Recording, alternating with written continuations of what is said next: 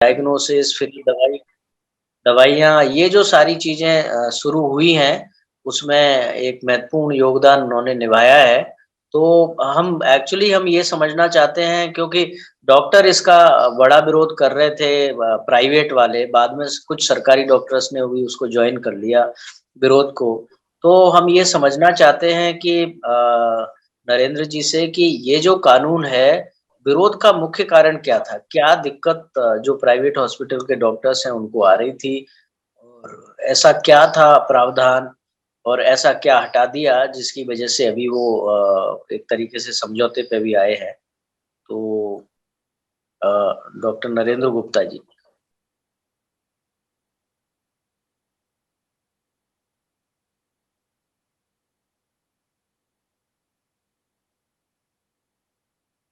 अ, शायद नरेंद्र जी नहीं जुड़े हैं क्या?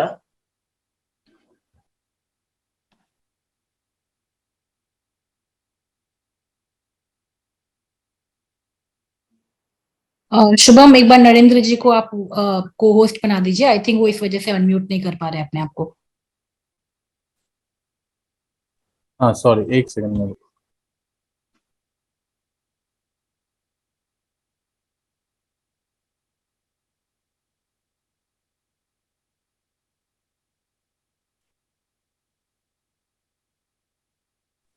वो उनका वो नहीं आ रहा है, एक सेकंड में देखते हैं।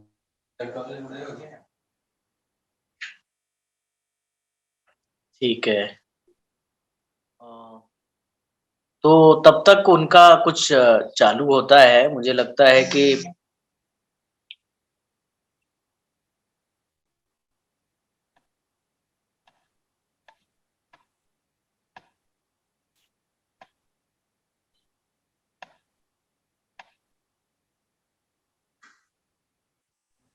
हो गया क्या? तो वो जुड़ने का कोशिश कर रहे हैं, उन्होंने अभी मुझे फ़ोन किया।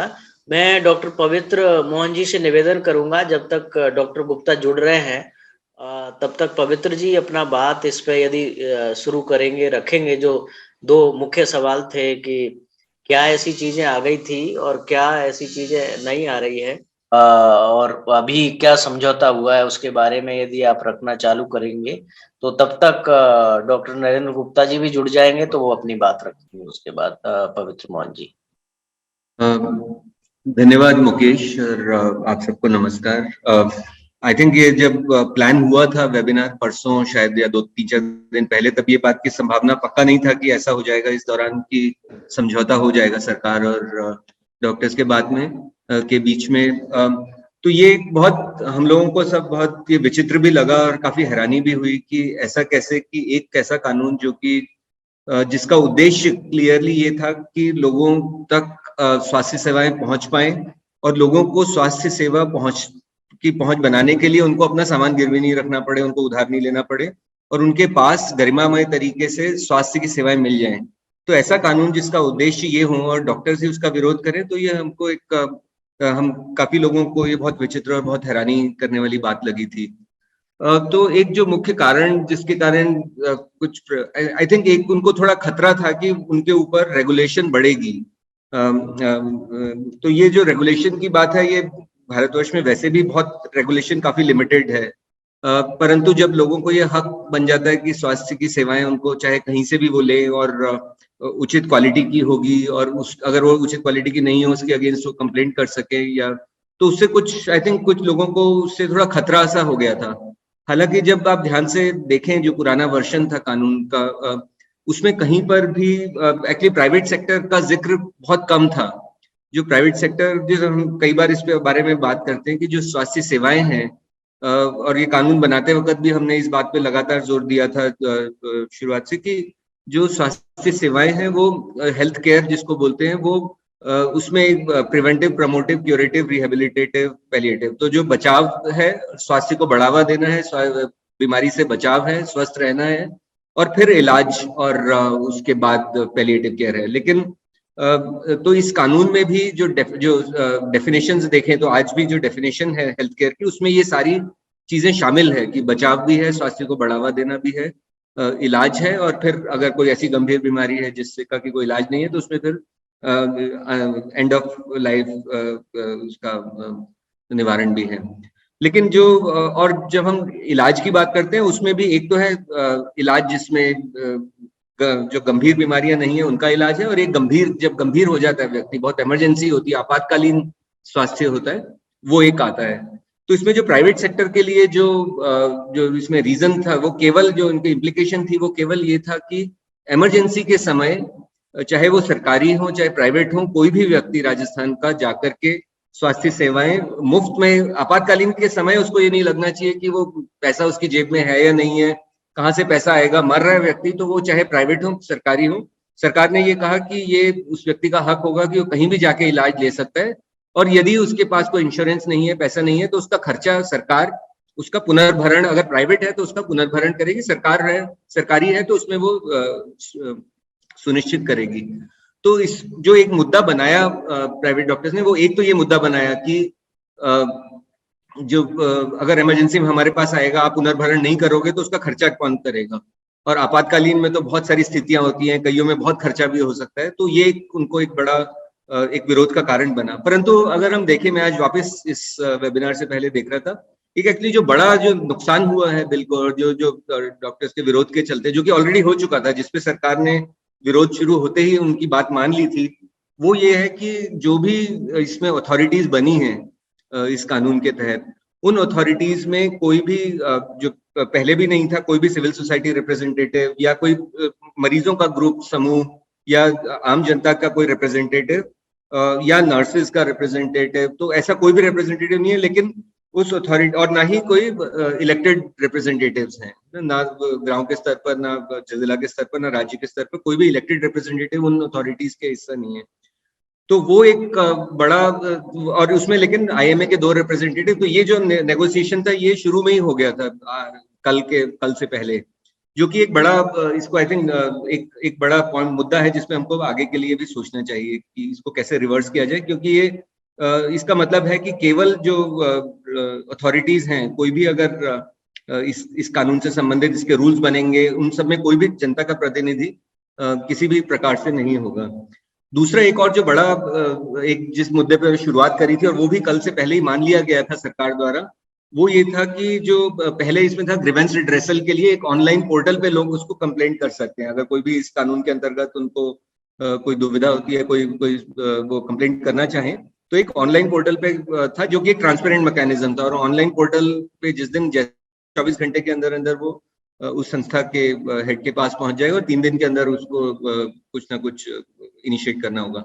लेकिन ये जो बदलाव हुआ, और इसमें जो डॉक्टर्स ने पहले ही जो शुरुआत में नेगोशिएट कर लिया था और सरकार ने मान लिया था, वो ये था कि अब ये कोई ऑनलाइन पोर्टल नहीं है, केवल लिखित में, सारे दस्तावेजों के साथ लिखित में व्यक्ति को उस संस्था के हेड के पास ये कंप्लेंट करनी पड़ेगी, जो कि एक बहुत ही नॉन ट्रांसपेरेंट है। कौन कंफर्म करेगा कि मिला नहीं मिला?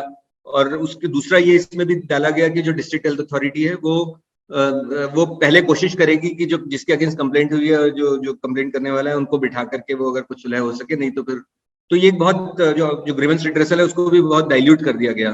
तो कुल मिलाकर के ये लगता है कि जो डॉक्टर्स के एसोसिएशन थे इन जनरल, उनको ये एक डर था कि जो अगर ग्रीवेंस रिड्रेसल है वो उनको एक टाइटन करने के लिए, रेगुलेट करने के लिए। अब इसमें एक जो बात है वो जो दर्शाता है, वो डॉक्टर्स और डॉक्टर एसोसिएशन और सरकार के बीच की जो ट्रस्ट का इशू भी दर्शाता है। तो उसी के कारण ये मुद्दे बड़े बने, और इतने बड़े बने कि उसके अलावा तो ये तो मुख्य बातें हैं जो एक्चुअली रियल जो उनके क्वेश्चन थे। उसके अलावा फिर बहुत सारे अलग तरह के दुष्प्रचार भी हुए कि नो टू आरटीएच की खराब बिल है, इससे लोगों का स्वास्थ्य और खराब हो जाएगा। एक मैं आखिर में मैं इससे पहले बंद करूं, मैं ये भी कहना चाहता हूँ कि एक बहुत बड़ी मिथ्या भी जो फैलाई गई है, और अभी नहीं, ये पहले से है काफी समय से, कि जो सरकारी जो गवर्नमेंट हेल्थ सिस्टम है वो एक कमजोर हेल्थ सिस्टम है, और प्राइवेट जो है वो बहुत अच्छे हेल्थ सिस्टम है। तो ये हमको एक समझना होगा। एक तो ये बात है कि आज की तारीख में भी जितनी भी जो प्रिवेंटिव हेल्थ सर्विसेज हैं, चाहे आप टीकाकरण देखें, चाहे गर्भवती महिला की जांच देखें या सुरक्षित प्रसव देखें, ये और या फिर गर्भ निरोधन साधनों का वितरण या उससे संबंधित या एपिडेमिक कंट्रोल है, ये सारा का सारा आज भी 90% के करीब 60 से आई वुड से 2/3 to 90%, 65-66% से लेकर 90 अलग अलग सेवाओं में आज भी ये सरकारी सेवाओं द्वारा ही दिया जा रहा है। आज भी जो बिल्कुल हाशिए पे लोग हैं उनके लिए एक्सेस, और खासकर राजस्थान में ऑलरेडी फ्री ड्रग स्कीम होने के कारण और उसमें कुछ इन्वेस्टमेंट होने के कारण आज भी राजस्थान में जो मार्जिनलाइज्ड पॉपुलेशन है उनके लिए यही एक मुख्य सहारा है। तो ये एक जो कंपैरिजन जो प्राइवेट सेक्टर्स ने भी कहा कि आप चला के देख लो कैसे कोई राइट टू हेल्थ चल सकता है बिना सरकार के, ये एक बहुत बड़ा आई थिंक एक मुद्दा है जिसपे हमको और चर्चा करनी चाहिए कि कैसे सरकारी सेवाओं को और सुदृढ़ करें और उनकी जो छवि है वो भी, आज भी वो बहुत कुछ कंट्रीब्यूट कर रहे हैं। उनमें जो भी फेलियर्स हैं वो भी हम सब जानते हैं और उसको समय समय पे उजागर भी करते हैं, परंतु उनकी एक भूमिका बहुत बड़ी है और वो आज अगर कम भी है तो उसको और सुदृढ़ करने की जरूरत है, ना कि हमको केवल एक ऐसा सिस्टम जिसमें प्राइवेट जो सेक्टर है अल्टीमेटली कहीं ना कहीं मिलकर के भी काम करने की जरूरत है। लेकिन ये कहना कि सरकारी सेवाएं कमजोर हैं और प्राइवेट सेक्टर ज्यादा सुदृढ़ है, कि हम देखते हैं कि ये दोनों तरफ से भी समस्या है, लेकिन काफी हद तक गरीब लोगों के लिए और एक प्रिवेंटिव प्रमोटिव सर्विसेज के लिए सरकारी सेवाओं को ही सुदृढ़ करना बहुत जरूरी है। और कोई भी जो राइट टू हेल्थ है वो एक स्ट्रांग सरकारी सिस्टम के बिना नहीं चल, बिना प्राइवेट के बहुत आराम से चल सकता है, लेकिन एक कमजोर सरकारी सिस्टम के बिना नहीं चल सकता। धन्यवाद। थैंक यू पवित्र जी, आपने अच्छे से रखा इस सब के बारे में। दो प्रमुख जो चीजें, एक तो इमरजेंसी के बारे में जिसके बारे में बहुत डॉक्टर्स बोल रहे थे कि आंख वाले के पास ऑर्थो वाले चले जाएंगे, और मतलब आप लोगों में से बहुत सारे लोगों ने इस तरीके के कुतर्क उनकी तरफ से जो आए वो सुने होंगे, समझे होंगे, कहीं व्हाट्सएप ग्रुप्स में आए होंगे। तो मैं नरेंद्र जी से ये थोड़ा जानना चाहता हूँ कि ये जो दो मुख्य चीजें हैं, एक शिकायत निवारण 24 घंटे में इंस्टीट्यूशन के हेड के पास पहुंचना और 3 दिन में उसका निवारण करना, और इमरजेंसी, क्या ये इतने बड़े मुद्दे थे या इसके मतलब कि आपातकाल में पैसा नहीं मिलेगा, सरकार ने कह दिया कि हम पैसा दे देंगे जिनको भी आप ट्रीट करेंगे, और ये शिकायत निवारण का क्यों ये व्यवस्था, यदि कोई असंतुष्ट है कोई भी परिजन, तो क्योंकि ये तो बहुत ही एक संवेदनशीलता का विषय भी है कि सबसे व्यक्ति कहीं ना कहीं अस्पताल में वो सबसे ज्यादा क्या कहेंगे इमोशनल होता है, बहुत नजदीक के लोग अस्पताल में होते हैं, ये सारी चीजें होती हैं, तो उस समय गुस्सा आना, ये सारी चीजें आना, और शिकायत ऐसी सब तरह की शिकायत हो सकती है, लेकिन जेन्युइन शिकायत है तो उससे डॉक्टर्स में इतना डर क्यों भरा एक्चुअली? तो ये आपातकाल और ग्रीवेंस डर से डर भरा या कोई और वजह थी नरेंद्र जी इसके पीछे, आप बताएंगे?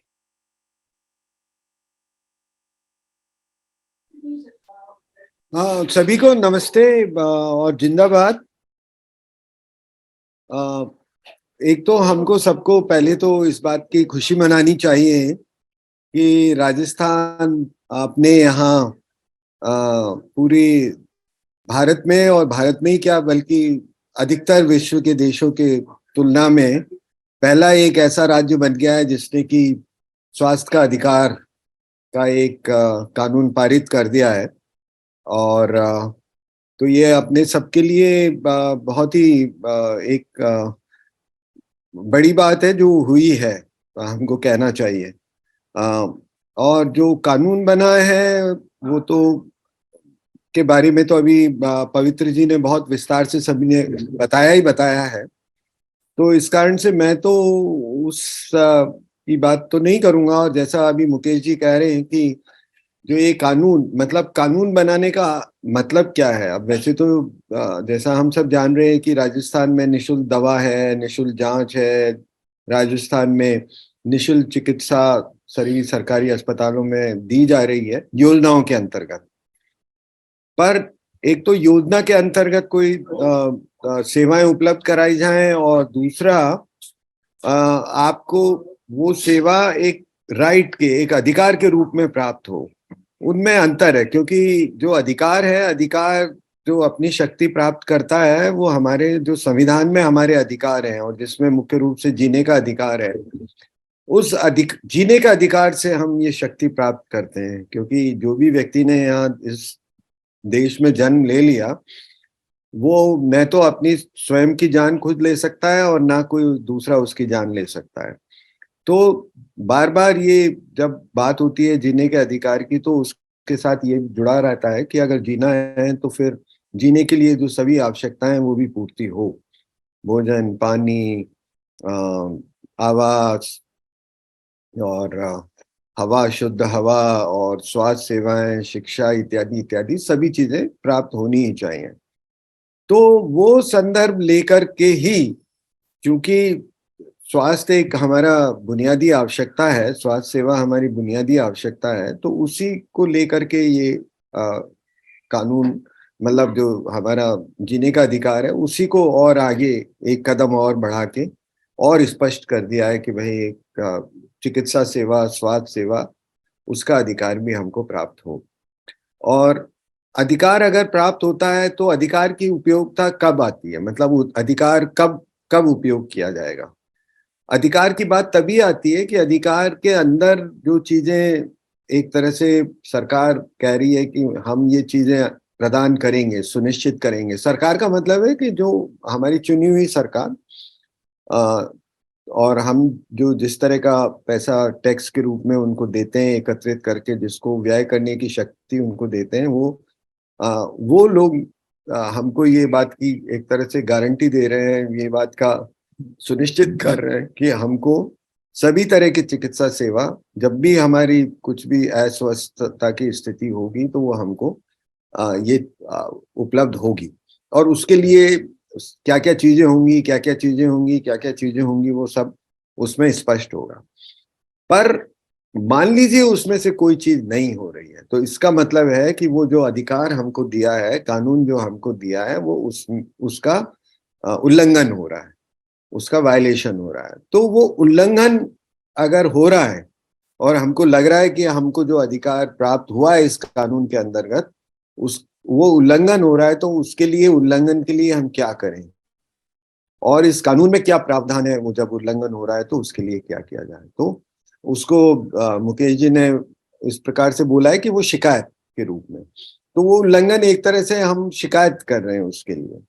तो जैसा पवित्री जी ने तो पहले ही बताया था कि पहले तो जो कानून का प्रारूप बना था, उस प्रारूप में तो ये व्यवस्था थी कि चाहे तो आप फोन पे कर सकते हैं, चाहे आप कोई इंटरनेट पे वेब पोर्टल बनेगा उस पे कर सकते हैं, और या लिखित में दे सकते हैं। पर अब चूंकि ये जो चिकित्सकों का बहुत ज्यादा वो हुआ विरोध इसके लिए, इस कानून के विरोध किया उन्होंने, तो जो अभी परिवर्तित जो पारित जो हमारा कानून है, उसके अंदर उन्होंने यही व्यवस्था कर दी है कि जो भी व्यक्ति पीड़ित है, जिसको ये लग रहा है कि उसके साथ सही प्रकार का उपचार नहीं हुआ, सही प्रकार की सेवाएं नहीं मिली हैं उसको जो मिलनी थी, और ये सेवाओं को हमको केवल इसी ढंग से नहीं देखना चाहिए कि ये सेवा से मतलब ये है कि हम अस्पताल में गए, केवल ठीक ढंग से इलाज नहीं हुआ।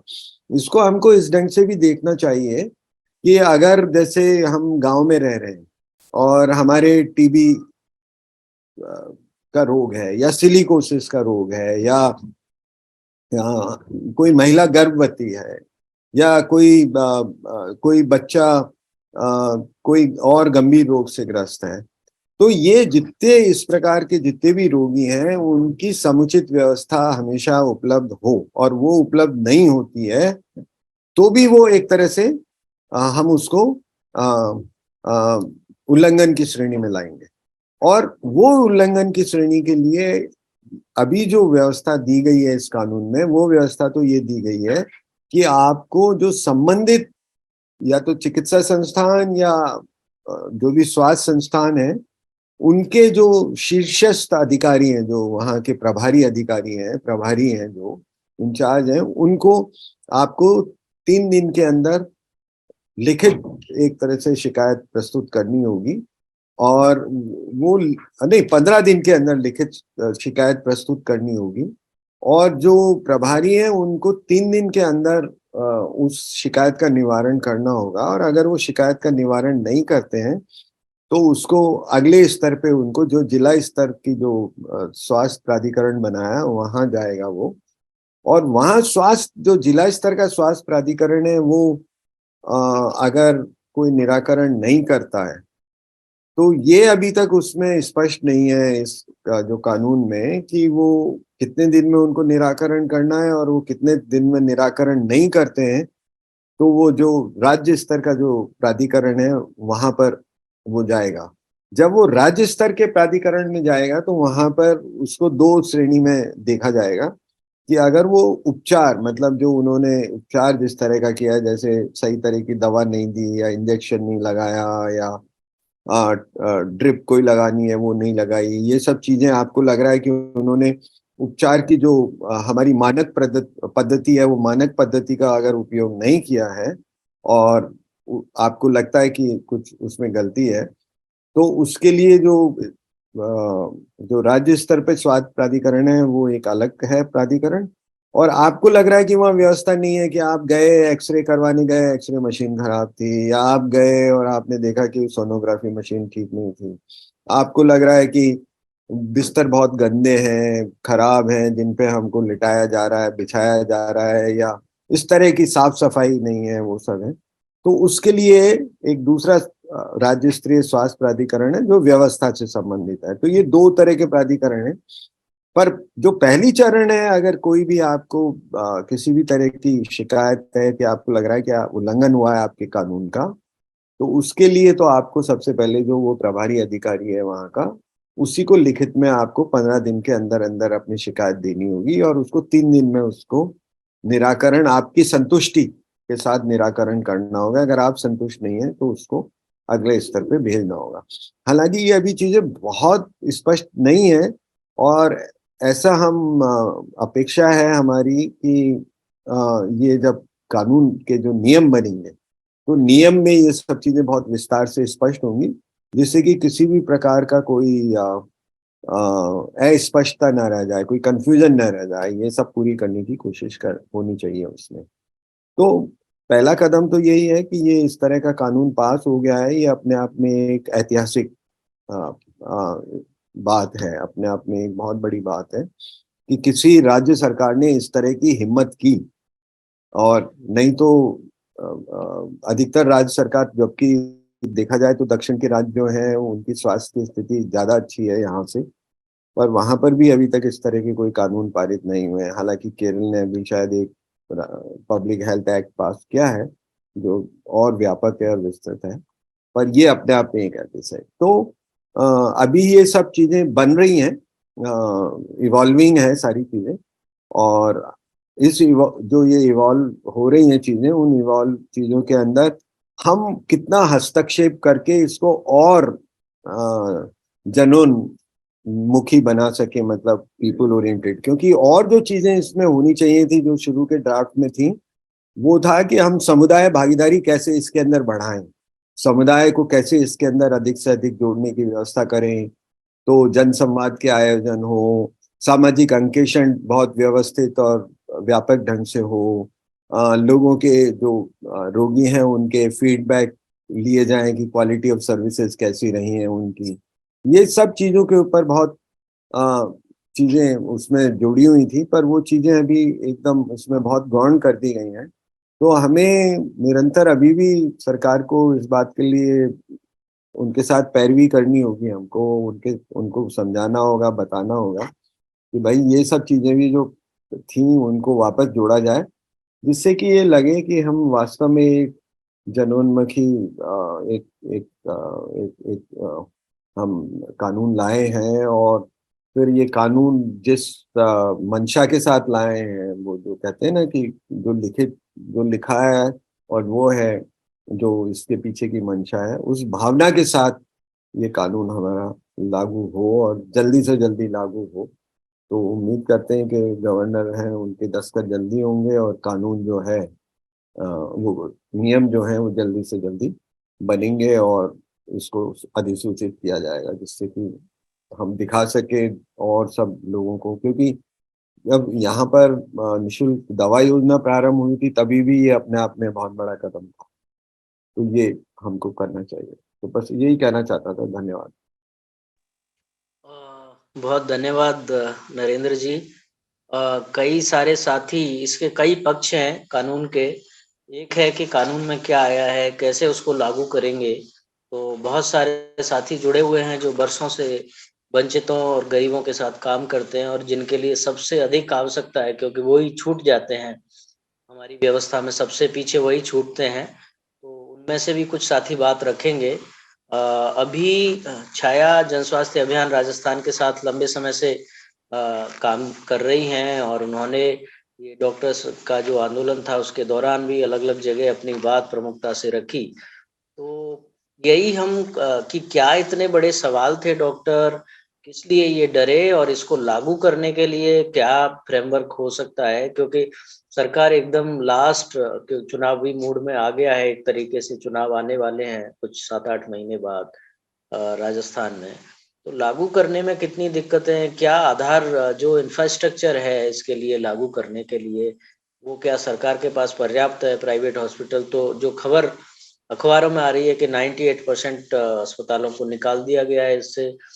कैसे चलेगा ये, क्योंकि चिरंजीवी का भी हमने देखा, उसमें भी शिकायत निवारण का बहुत महत्वपूर्ण हिस्सा होना चाहिए था प्राइवेट हॉस्पिटल्स के लिए। तो ये जो 3-4 मुख्य बातें हैं कि क्या ये इतना बड़ा आंदोलन डॉक्टर्स ने किया, उसके पीछे की मंशा उनकी क्या थी, आप चाहे आपातकाल हो चाहे ये शिकायत निवारण हो, और इसको अब कैसे लागू करेंगे।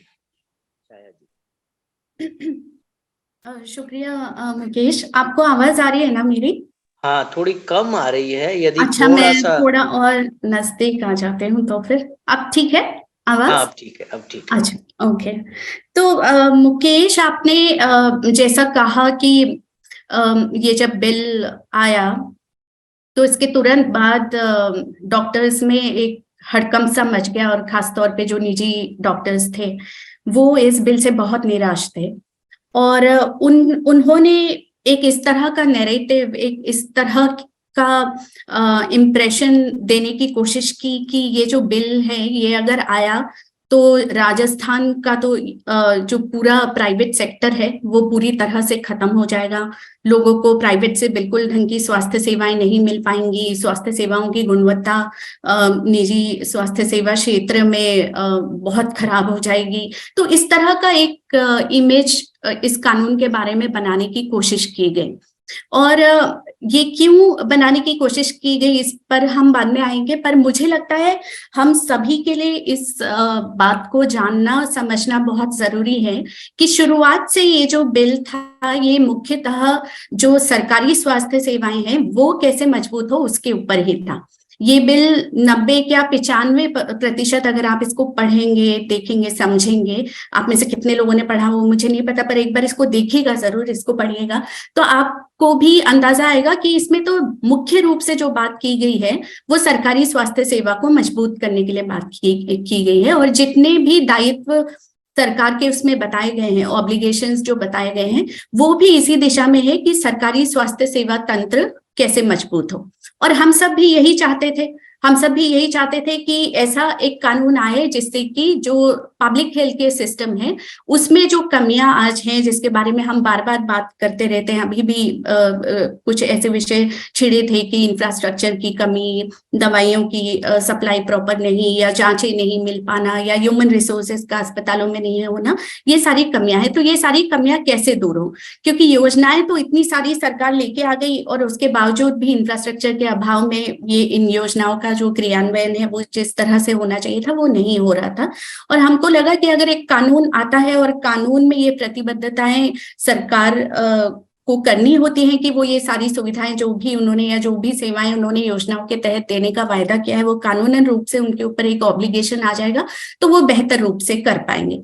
तो ऐसा तो कहीं पर भी बिल्कुल भी नहीं था। ये कानून जो है किसी भी तरह से प्राइवेट सेक्टर रेगुलेशन को लेकर बात नहीं कर रहा था। ना इसमें ये कहा गया था कि जो प्राइवेट हॉस्पिटल्स हैं उनके रेट्स को सरकार तय करेगी, वो किस तरह से सेवाएं देंगे उसको मॉनिटर किया जाएगा, ऐसा कुछ भी इसमें नहीं था। पर एक ऐसी इमेज बना दी गई और शुरू से जो प्राइवेट सेक्टर थे वो अलग अलग वजहों से, अलग अलग बहाने लेकर इस कानून का एक तरह से विरोध करते रहे। उन्होंने कहा कि भाई इसमें इमरजेंसी को आपने डिफाइन नहीं किया हुआ, उसको आप डिफाइन कीजिए, हमको हम कैसे निःशुल्क इमरजेंसी केयर देंगे, तो आपको ऐसा प्रावधान कीजिए कि जिससे कि हमको उसकी भरपाई हो सके। उन्होंने बहुत सारे क्लॉजेस में अपनी आपत्तियां जताई, जैसे पवित्र जी भी कह रहे थे कि डिस्ट्रिक्ट हेल्थ अथॉरिटीज जो है और स्टेट हेल्थ अथॉरिटीज जो हैं उसमें बाहर के कोई लोग नहीं होने चाहिए, बाहर के लोग होंगे तो वो हमें परेशान करेंगे, हमको अननेसेसरली हमारे ऊपर केसेस दर्ज कर देंगे। इस तरह की एक उन्होंने बहुत सारी बातें उन्होंने उठाई। और एक टाइम था जब ये कानून, ये बिल जो था, जब प्रवर समिति को गया, उन्होंने इनकी सारी मांगों को सुना और उन सारी मांगों को उन्होंने इसमें माना। सारी मांगों को उन्होंने कहा इमरजेंसी को डिफाइन करो, उन्होंने डिफाइन कर दिया। उन्होंने कहा अच्छा हमारा खर्चा होगा अपनी जेब से, तो उन्होंने कहा चलो हम भरपाई करेंगे, रिइंबर्समेंट का एक मैकेनिज्म उन्होंने डाल दिया। डिस्ट्रिक्ट हेल्थ अथॉरिटीज से बाहर के लोगों को सबको हटा दिया, कोई सिविल सोसाइटी नहीं, कोई पब्लिक हेल्थ एक्सपर्ट नहीं, सिर्फ सरकार के लोग और चिकित्सक, IMA के चिकित्सक उसमें होंगे। बहुत सारे बदलाव उन्होंने कर दिए। जैसे पवित्र जी और नरेंद्र जी बता रहे थे, ग्रीवांस रिड्रेसल जो शिकायत निवारण प्रक्रिया है उसको एकदम हल्का कर दिया, उसमें से कुछ प्रावधानों को हटा दिया। तो ये सारे तमाम, तो एक टाइम था जब ये डॉक्टर्स खुश हो गए थे, इन्होंने कहा हाँ हमारी सारी मांगे मान ली है, अब हमको कोई दिक्कत नहीं। और फिर अचानक से फिर पता नहीं इनके अंदर क्या चर्चा हुई, क्या बात हुई, और फिर ये विरोध में आ गए और इन्होंने कहा नहीं। और इन्होंने मेन मुद्दा इस बात का बनाया कि ये जो रिइंबर्समेंट जो इमरजेंसी केयर का होगा, हम तो उस मॉडल से ही हम खुश नहीं है और हमको तो ये कानून ही अब नहीं चाहिए, ऐसा वो। और उन्होंने किसी भी तरह की और समझाइश, किसी भी तरह के और नेगोशिएशन करने से मना कर दिया। उन्होंने कहा भैया ये कानून ही वापस लो, इससे कम हमको कुछ और नहीं चाहिए। तो हमको ये लग रहा था कि भाई ये क्या है, बार बार कभी ये किसी बात पर अड़ रहे हैं, कभी किसी बात पे अड़ रहे हैं कि ये मांग मान लो तो वो दूसरी मांग लेके आ जा रहे हैं, दूसरी मांग मान लो तो तीसरी मांग लेके आ जा रहे हैं। तो कुल मिलाकर हमको ये अंदाजा तो आ गया कि जो मेन दिक्कत थी इनको, वो इन क्लॉजेस से कम थी, इस पूरे कानून से ज्यादा दिक्कत थी कि ये जो कानून है इसमें जिस तरह के प्रावधान है, रोगी अधिकारों की जो बात की गई है, शिकायत निवारण प्रणाली को लाने की बात की है, इन सारी चीजों से इनको मुख्यतः दिक्कत थी। ट्रांसपेरेंसी की, पारदर्शिता की बात की गई है कि आप डॉक्टर्स के पेशेंट्स के रिकॉर्ड्स नहीं रोक सकते, आप उनको मजबूर नहीं कर सकते, जिद नहीं कर सकते कि इसी दुकान से दवाई लाओ या इसी लैब से आप जांचें कराओ। तो इस तरह के जो प्रावधान थे इनसे इनको बड़ी दिक्कत हो रही थी। खैर, अभी जो भी समझौता हुआ है उससे हमको ऐसा नहीं लगना चाहिए कि सरकार ने बहुत ज्यादा कॉम्प्रोमाइज किया है, ऐसा कुछ भी नहीं है। क्योंकि जैसा मैं कह रही हूँ कि जो समझौते हुए भी हैं वो प्राइवेट सेक्टर उसमें से, इस कानून में से कुछ और बाहर हो जाएंगे, इसको लेकर है। पर जो मुख्य ध्येय इस कानून का है, जो कि सरकारी स्वास्थ्य सेवा क्षेत्र को मजबूत करने का, उसके साथ कोई समझौता हुआ नहीं है, वो ज्यों का त्यों है। और ये हमारे लिए एक अच्छी बात है कि इस चीज के साथ कहीं भी कोई भी कॉम्प्रोमाइज किया नहीं गया है।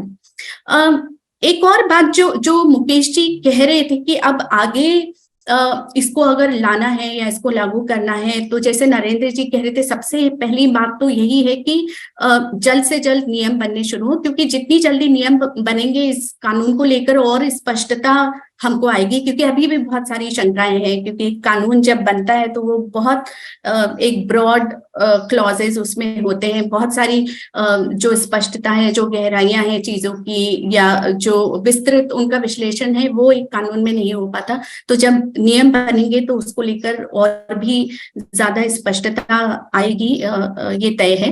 पर जैसे कुछ और कमियां जो इस कानून में है उस पर भी हमको और ध्यान केंद्रित करना होगा और ये सुनिश्चित करना होगा कि जब नियम बनते हैं तो उन पर खासा ध्यान दें। जैसे एक दो चीजें और मैं बताऊं, बहुत सारी कमियां तो निकल कर आ चुकी, बात हो चुकी पवित्र जी और नरेंद्र जी, पर जैसे इस कानून में कहीं पर भी जो बजटरी कमिटमेंट है कि कितना पैसा सरकार और लगाएगी स्वास्थ्य सेवाओं के ऊपर, जैसे कि ये कानून तरीके से लागू हो सके, उसको लेकर कोई स्पष्टता नहीं है। तो एक कमिटमेंट उसको लेकर सरकार को करना बहुत जरूरी है।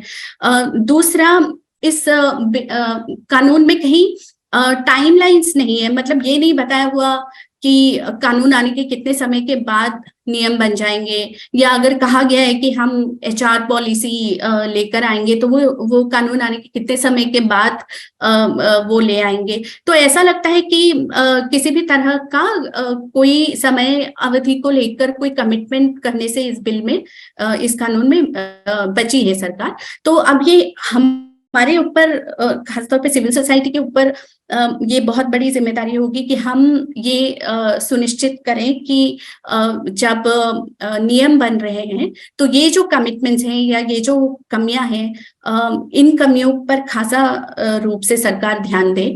और अगर टाइमलाइंस नहीं है तो हमको सरकार के ऊपर और दबाव लगातार बनाते रहना होगा कि वो जल्द से जल्द जो भी इस कानून के तहत उन्होंने वायदे किए हैं, जो इनके कमिटमेंट्स हैं, उनको वो सीमित समय के अंदर जल्द से जल्द पूरा करें। नहीं तो ऐसा कई बार होता है कि कानून आ जाता है और कई सालों तक उसके नियम ही नहीं बन पाते हैं।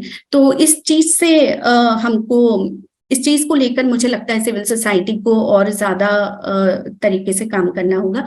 एक और जो महत्वपूर्ण काम अब शुरू होगा कानून के आने के बाद, वो होगा कि ज्यादा से ज्यादा लोगों को इस कानून के बारे में पता चले, इसके प्रावधानों के बारे में पता चले, इसमें जो रोगियों के अधिकार है उनके बारे में ज्यादा से ज्यादा लोगों में समझ बने। तो ये बहुत जरूरी हो जाएगा। और इसको लेकर सरकार कितने ठोस कदम उठाती है, प्रावधानों के बारे में, कानून के बारे में जन जागरूकता के लिए किस तरह के अवेयरनेस कार्यक्रम वो आयोजित करती है, इस पर भी बहुत निर्भर रहेगा कि ये कानून कितनी अच्छी तरीके से इम्प्लीमेंट होता है। और यहाँ पर हमारा भी सिविल सोसाइटी, हमारी भी जिम्मेदारी रहेगी कि हम जहाँ भी जिस भी क्षेत्र में काम कर रहे हैं वहां पर ज्यादा से ज्यादा लोगों को इस कानून के बारे में, इसके प्रावधानों के बारे में, रोगियों के अधिकारों के बारे में, इसमें जो ग्रीवेंस रिड्रेसल सिस्टम है उसके बारे में, इन सब चीजों के बारे में हम ज्यादा से ज्यादा लोगों को जागरूक करने की कोशिश करें, क्योंकि जितना लोग जागरूक होंगे उतना ही इस कानून का फायदा लोग उठा पाएंगे। तो एक और चीज जो बार बार आती है और बहुत सारे लोग ये कहते हैं कि हमारी तो सरकारी स्वास्थ्य व्यवस्था इतनी कमजोर है, ये कानून कैसे लागू हो पाएगा, कैसे सरकार सुनिश्चित करेगी कि ये जो वादे उन्होंने किए हैं ये पूरे हो, इस कानून के तहत जो प्रतिबद्धताएं हैं वो पूरी हो। पर मुझे लगता है हमको इसके उल्टा सोचना चाहिए, इस तरह से सोचना चाहिए कि हाँ, ये कमियां थी, ये कमियां हैं, पर ये कानून आया ही इसलिए है कि हमने इस बात को एक्सेप्ट किया, हमने इस बात को माना कि कमियां हैं और उन कमियों को पूरा करने की आवश्यकता है। कानून आएगा तो सरकार के ऊपर एक अतिरिक्त दबाव होगा कि वो ऐसे कदम उठाए, ऐसी प्रणालियां, ऐसे सिस्टम्स लाए और अपनी नीतियों को और मजबूत करे जिससे कि इन कमियों को जल्द से जल्द दूर किया जा सके।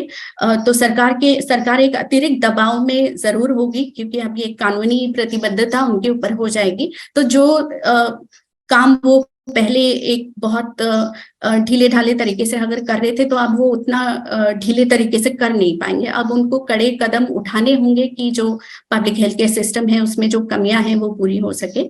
और मुझे लगता है कि इस कानून को हमको एक इस तरह की अपॉर्चुनिटी के तौर पे देखना चाहिए जिससे कि हम न केवल सरकारी स्वास्थ्य सेवा तंत्र बल्कि जिस तरह से पब्लिक और प्राइवेट PPP जो हम कहते हैं, पब्लिक प्राइवेट पार्टनरशिप के जो मॉडल्स हैं उनमें भी किस तरह से और रिफॉर्म्स हम ला सकते हैं। क्योंकि बार बार अभी भी जो निजी चिकित्सक थे वो कह रहे थे कि हमको बहुत दिक्कतें आती हैं, चिरंजीवी योजना में हमें रिम्बर्समेंट्स टाइम से नहीं होते हैं, या जो पैकेजेस के रेट्स हैं वो पर्याप्त नहीं होते हैं।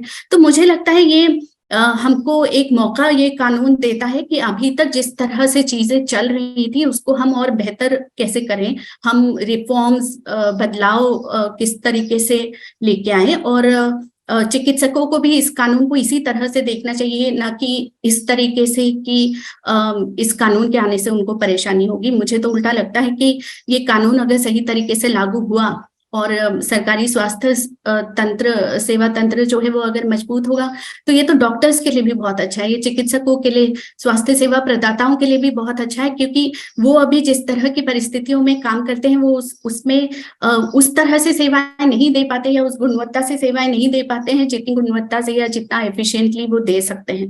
तो अगर सेवाएं अच्छी होंगी, अगर इंफ्रास्ट्रक्चर मजबूत होगा, तो तय है कि जो स्वास्थ्य सेवा प्रदाता है उनको भी काम करने में और सुविधा होगी, वो ज्यादा एफिशिएंटली, ज्यादा तरीके से स्वास्थ्य सेवाएं लोगों को दे पाएंगे। और इससे जो रोगी और डॉक्टर्स हैं, जो स्वास्थ्य सेवा प्रदाता हैं, उनके बीच का भी जो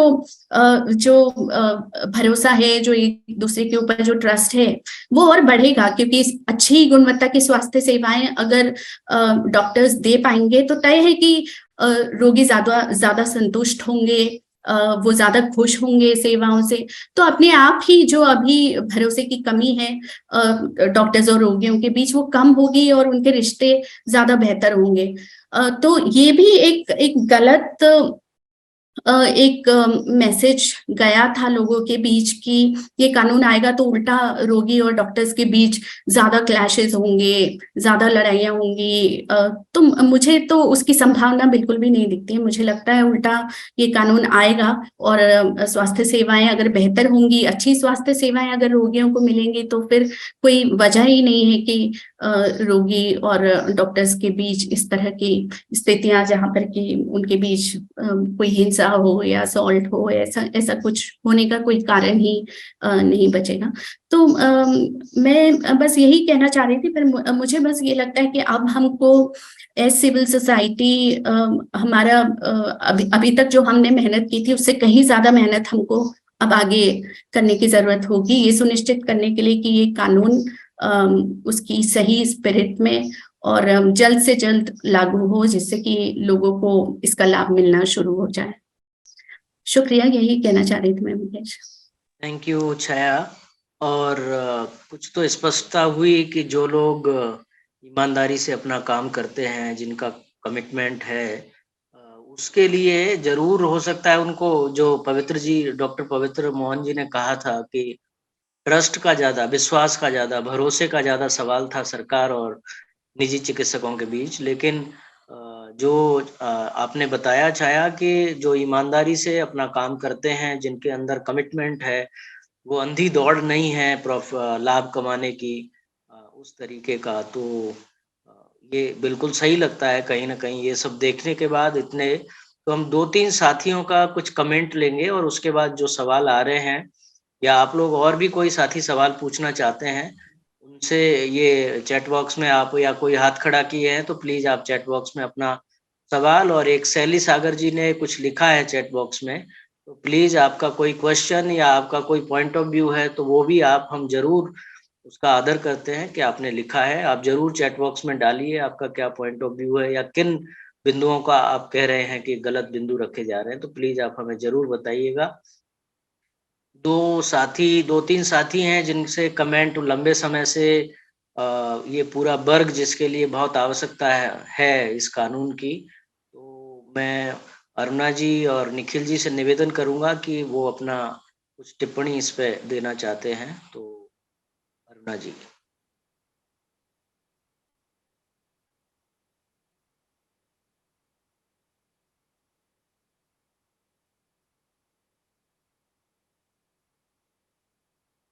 मेरी आवाज आ रही है क्या? पता नहीं, शायद हो सकता है उनका कनेक्शन ठीक नहीं हो।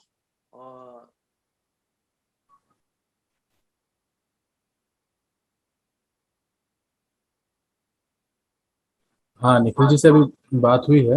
उन्होंने कहा है कि उनको 2 मिनट चाहिए, वो भी ट्रेवल सफर कर रहे हैं, तो वो अभी आ रहे हैं, जुड़ रहे हैं। तो ठीक है, तो हम संक्षेप में, राजेंद्र भानावत जी जुड़े हैं हमारे साथ, उनसे भी संक्षेप में टिप्पणी, क्योंकि वो एक प्रशासक रहे हैं विभिन्न विभागों में सरकार का एक तरीके से, क्योंकि सिविल सोसाइटी, डॉक्टर्स, उनका तो मैं निवेदन करूंगा राजेंद्र भानावत जी से कि संक्षेप में आप भी अपनी संक्षेप में बात रखें।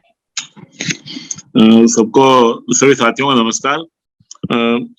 कई दिन से सभी लोग वो सब जो सुन रहे हैं, पढ़ रहे हैं, जो आ रहा है मीडिया के माध्यम से, उससे कानून तो बना और कई बातें हैं। जो आज जो आया कि 98% बाहर हो जाएंगे, उसका मुझे समझ में नहीं आया। उसमें लिखा है सरकार से जिसने भी कोई रियायत ली है, तो मेरा तो ऐसा मानना है कि सरकार ने जिसको भी जमीन आवंटित की है राज्य में, और सबको, अधिकांश लोगों को किसी भी तरह की अलॉटमेंट किया हो, चाहे अर्बन ट्रस्ट ने किया हो, म्युनिसिपल अथॉरिटीज ने किया हो, चाहे और किसी ने किया हो, एक तरह एक रिजर्व प्राइस पे होता है, तो उसको कंसेशनल रेट माना जाएगा। तब तो बहुत सारे ऐसे अस्पताल जहां लोग पहुंच सकते हैं इमरजेंसी सेवाओं के लिए, वो भी कवर्ड होंगे।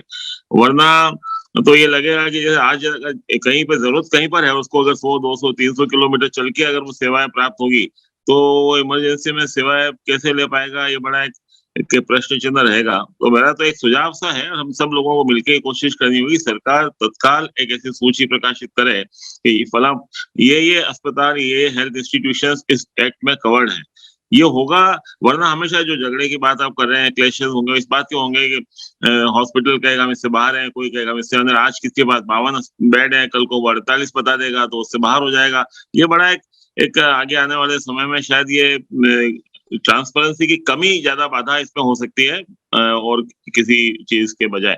दूसरी बात मैं कहना चाह रहा था कि इसमें जो अभी नियम की बात है, नियम बने बगैर मुझे नहीं लगता कि नियम कोई इलेक्शन तक बना पाएगी। सरकार ये बनाना चाहती है, मुझे तो ऐसा भी लगता है। अगर नियम बने बगैर कोई कानून लागू नहीं होगा, नोटिफाई के कब से लागू होगा, डेट भी इसकी कोई निश्चित नहीं होगी, क्योंकि एक जो निजी अस्पतालों की या संस्थानों की जो भी शोषणकारी प्रवृत्तियां हैं, उसके विरुद्ध एक प्रकार से कानून बनाया था एक बहुत पहले भी, क्लिनिकल एस्टेब्लिशमेंट एक्ट 10-12 साल पहले, जिसमें इस प्रकार की बहुत सारी जो ट्रीटमेंट में जो बहुत सारी मैल प्रैक्टिसेस होती हैं प्राइवेट हॉस्पिटल में, उन पे कुछ एक अंकुश लग सकता था। उसके अधिकांश राज्यों में ना तो नियम बने, ना उसको लागू किया गया। तो ये मंशा पे है, देखना है आगे किस प्रकार की मंशा प्रकट होती है इसमें।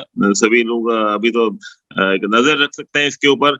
और जो एक अथॉरिटी, सिविल सोसाइटी के लोगों को जो बाहर निकालने की जो बात है, ये बात हमेशा एक रहती है कि कभी भी जो हम ही लोग तय करेंगे हमारा क्या ठीक है क्या खराब है, ये एक प्रश्न चिन्ह हमेशा लगा रहता है। अगर मेडिकल प्रोफेशनल की संस्थाएं ही अपने में जो सही तरह काम नहीं कर रहे हैं, उन लोगों को अगर अलग करें, अलग थलग करें और उन पे कुछ कार्रवाई करें, तो ये आज की जो स्थिति बनी, कई बार वो शायद नहीं बनती। तो ये कई सारे प्रश्न हैं। और जैसा आपने अभी कहा, मुकेश जी ने भी कहा और छाया भी बता रही थी और नरेंद्र जी भी कह रहे थे कि जो भी इससे जुड़े रहे हैं शुरू से, उनको एक निगरानी रखनी पड़ेगी और इसका एक मैकेनिज्म ठीक तरह डेवलप हो और लोगों को वास्तव में राहत मिल सके इस प्रकार के कानून से। सबसे बड़ी बात तो ये है, कानून अपनी जगह पर है और उसकी राहत मिलना अपनी जगह पर है। कानून तो एक पहला स्टेप कह सकते हैं आप चाहें तो इसको, लेकिन कैसे कानून काम करेगा, ये सरकार की नीयत और हम लोगों की सजगता कई चीजों पर निर्भर करेगा। धन्यवाद।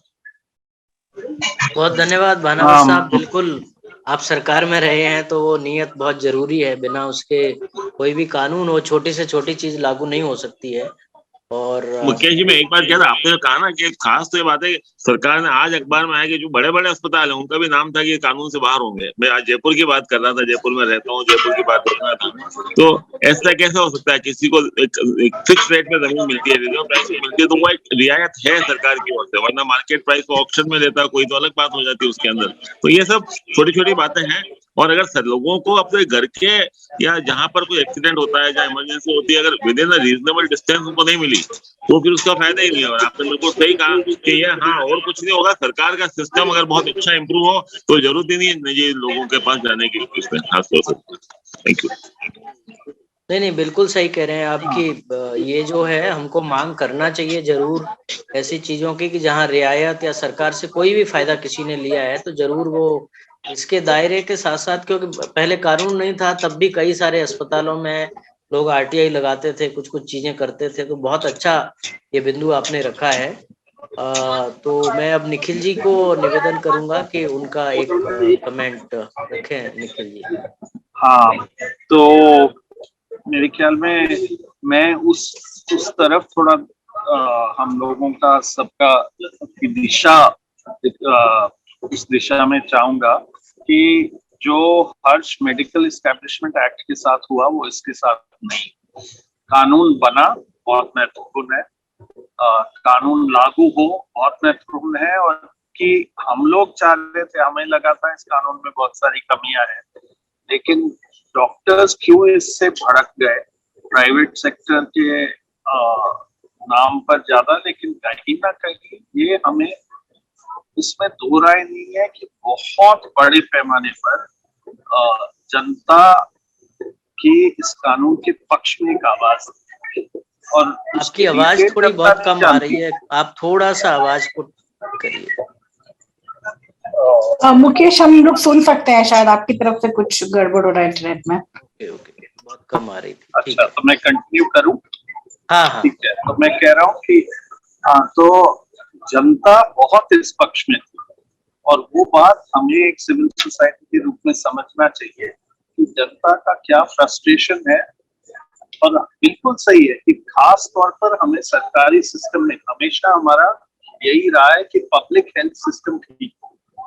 सरकार चिरंजीवी से भी प्राइवेट हॉस्पिटलों को दे रही है, और सबसे बड़ी तकलीफ वहां होती है। हालांकि लोगों को लगता है एक मध्यम वर्ग है और एक अमीर वर्ग है जो प्राइवेट हॉस्पिटलों की तरफ ही जाना चाहे, लेकिन हमें ये कोशिश करनी चाहिए कि ये हमारे सरकारी अस्पताल अच्छे हो, ठीक हो, पारदर्शी हो, जवाबदेह हो, और पूरा पैसा और धन उनके तरफ जाए।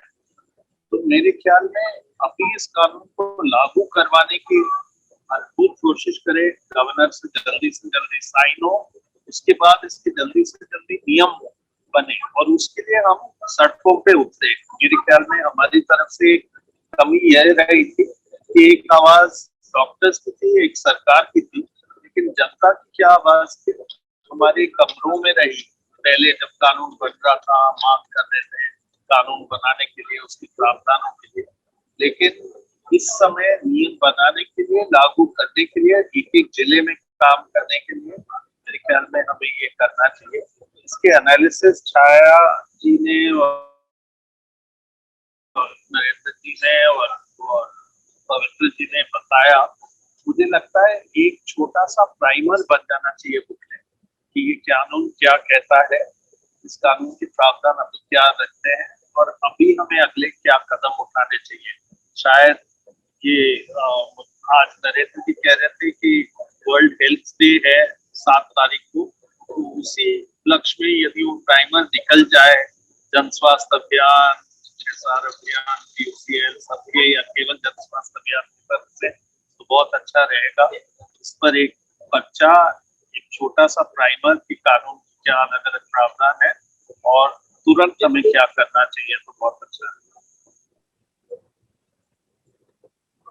मैं बस यही कहना चाहता हूँ, और ये कहना चाहता हूँ कि ये private doctors public health system को के ऊपर एक तरीके का अपना रोक जमाए, वो ठीक। एक सरकारी पैसा, वही जवाबदेही की बात है जो हम जवाबदेही कानून में मांग रहे हैं, और जो सरकारी पैसों को काम में ले, उनको तनख्वाह मिले, उनका इंस्टीट्यूशन चले, और वो जवाबदेही के दायरे में नहीं आए, तो अनएक्सेप्टेबल है, और उसके लिए हमें लड़ते रहना पड़ेगा, चाहे वो स्वास्थ्य में हो या और सारे क्षेत्रों में। ठीक है, आपकी बात खत्म हो गई क्या? म्यूट हो गया। हाँ, मेरी बात हो गई। ठीक है। हाँ, तो बिल्कुल ये तो है कि इसके नियम बने और आगे की रणनीति पे जरूर प्राइमर बने। ये बहुत महत्वपूर्ण बिंदु और हैं इस कानून को लागू करने के लिए। अभी चैट में और कुछ साथियों के कोई सवाल हैं, और उससे पहले 2-3 सवाल जो मेरे मन में बीच में थे, लेकिन मुझे लगा कि एक बार तीनों वक्ता एक बार अपनी बात रख दें। और एक तो ये है कि क्या जो अंतर्राष्ट्रीय या UN के जो स्टैंडर्ड हैं उसके हिसाब से कानून में क्या चीजें आई हैं, उसके बारे में यदि पवित्र जी या नरेंद्र जी बात रखेंगे तो ठीक रहेगा। दूसरा एक बात है कि दुनिया के किसी देश में है क्या, ये नचिकेत का एक सवाल था। उन्होंने कहा है कि दुनिया के किसी और देश में ये कानून है इस तरीके का या नहीं है। और तीसरी बात ये है कि हमारा जो हेल्थ का पूरा जो व्यवस्था है, प्राइवेट अस्पताल इंश्योरेंस में काम करने के लिए तो तैयार हैं, पहले से भी कर रहे हैं, उसकी दोनों पक्ष हैं उसके। कई बार बहुत गड़बड़ चीजें भी होती हैं उसमें, और कुछ मरीजों को उससे फायदा भी मिलता है। दोनों चीजें हैं उसकी कि प्राइवेट अस्पताल कई बार कुछ गड़बड़ भी करते हैं। तो इंश्योरेंस में तो जाएंगे, चिरंजीवी स्वास्थ्य बीमा योजना के तो भागीदार होंगे, लेकिन राइट टू हेल्थ बिल है उसका हिस्सा नहीं बनेंगे। तो एक ये और एक इंटरनेशनल जो स्टैंडर्ड बनाए गए हैं उनके अनुसार आपको क्या लगता है, और दुनिया के किसी देश में है क्या? आप तीनों में से जो भी जवाब देना चाहते हैं, वैसे नरेंद्र जी और पवित्र जी।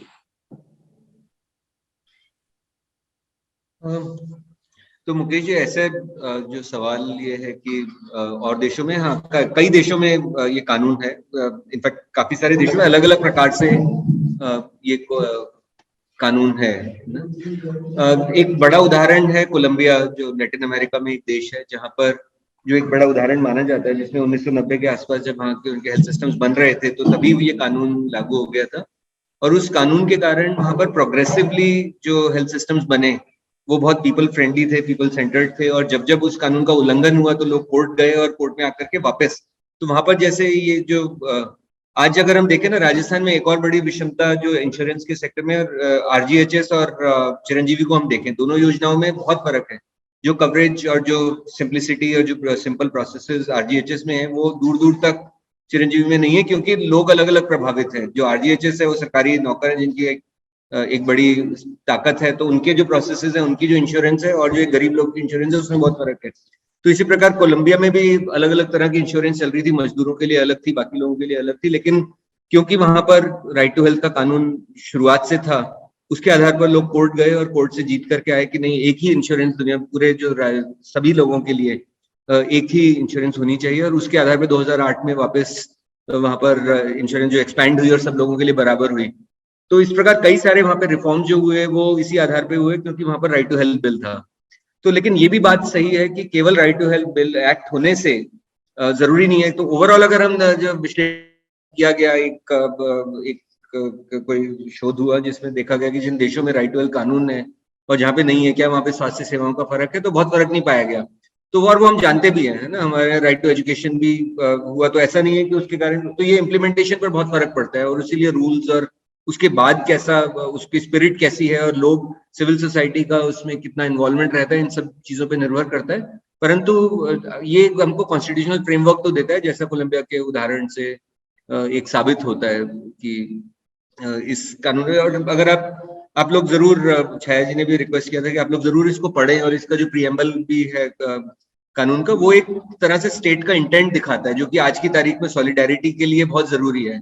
आज जहाँ पे एक मार्केट इकोनॉमी की बात है कि कोई भी व्यक्ति जो है वो इंडिविजुअल अपने आप को, अपने स्वास्थ्य का ध्यान रखें, और ऐसे चलते जो इसके प्रीएम्बल में भी लिखा गया कि सरकार की जिम्मेदारी बनती है, और ये एक equitable fair health system create करना चाहता है।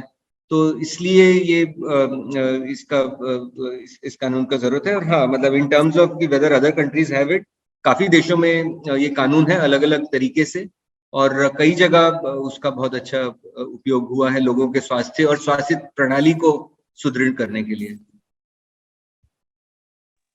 नरेंद्र जी, आप कुछ बोलना चाहते हैं? नरेंद्र जी और छाया, ये जो दो सवाल थे उन पे। जी, तो मैं कुछ इसमें ये इस प्रकार से जोड़ सकता हूँ, जैसा पवित्र है उन्होंने तो बताया ही कि कोलंबिया और देश, दुनिया के अन्य बहुत देश हैं जिनमें और विशेष रूप से जो आर्थिक रूप से संपन्न देश हैं, जो पश्चिम के देश हैं या जापान, कोरिया, इस तरह के जितने भी जो आर्थिक रूप से संपन्न देश हैं, जिनकी जीडीपी प्रति व्यक्ति $10,000 से अधिक है, उनमें सबने किसी न किसी रूप से जो स्वास्थ्य की सेवाएं हैं वो सबको एक अधिकार के रूप में उपलब्ध है, ऐसा मोटे मोटे रूप से हम समझ सकते हैं। हालांकि उसके अंदर अमेरिका एक अलग तरह का एक व्यवस्था है वहां पर, जो कि जिसमें बहुत लोग ऐसे हैं जो जिनकी तरह की स्वास्थ्य सुरक्षा उपलब्ध होनी चाहिए उतनी उपलब्ध नहीं होती, पर अधिकतर को वहां पर भी उपलब्ध होती है, और इमरजेंसी में तो हर हालत में ही उपलब्ध होती है। तो इमरजेंसी में तो ऐसा कभी भी नहीं होगा कि वहां पर किसी को स्वास्थ्य चिकित्सा सुविधाएं ना मिले।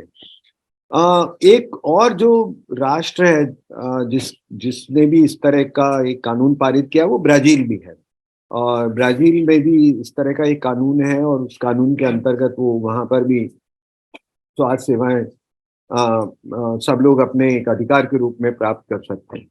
हालांकि वहां पर भी इसके बीच में कई तरह की समस्याएं आती हैं, क्योंकि कोई प्राइवेट अस्पताल अगर को ये है बाध्यता कि वो जो राइट टू हेल्थ है उसके अंतर्गत वो वहां पे चिकित्सा सुविधाएं उपलब्ध कराए, पर फिर वो अपना एक अस्पताल का एक हिस्सा ऐसा भी रख सकता है जिससे वो अपनी इनकम कर सकता है। तो दोनों, जैसे अपने यहाँ पर भी अभी जिस तरह की व्यवस्था की गई है उससे बेहतर व्यवस्था है, क्योंकि वहाँ की जो आर्थिक स्थिति है और वहाँ प्रति व्यक्ति जो जितनी लोगों की मतलब वो सकल घरेलू उत्पाद है वो काफी अधिक है राजस्थान भारत की तुलना में।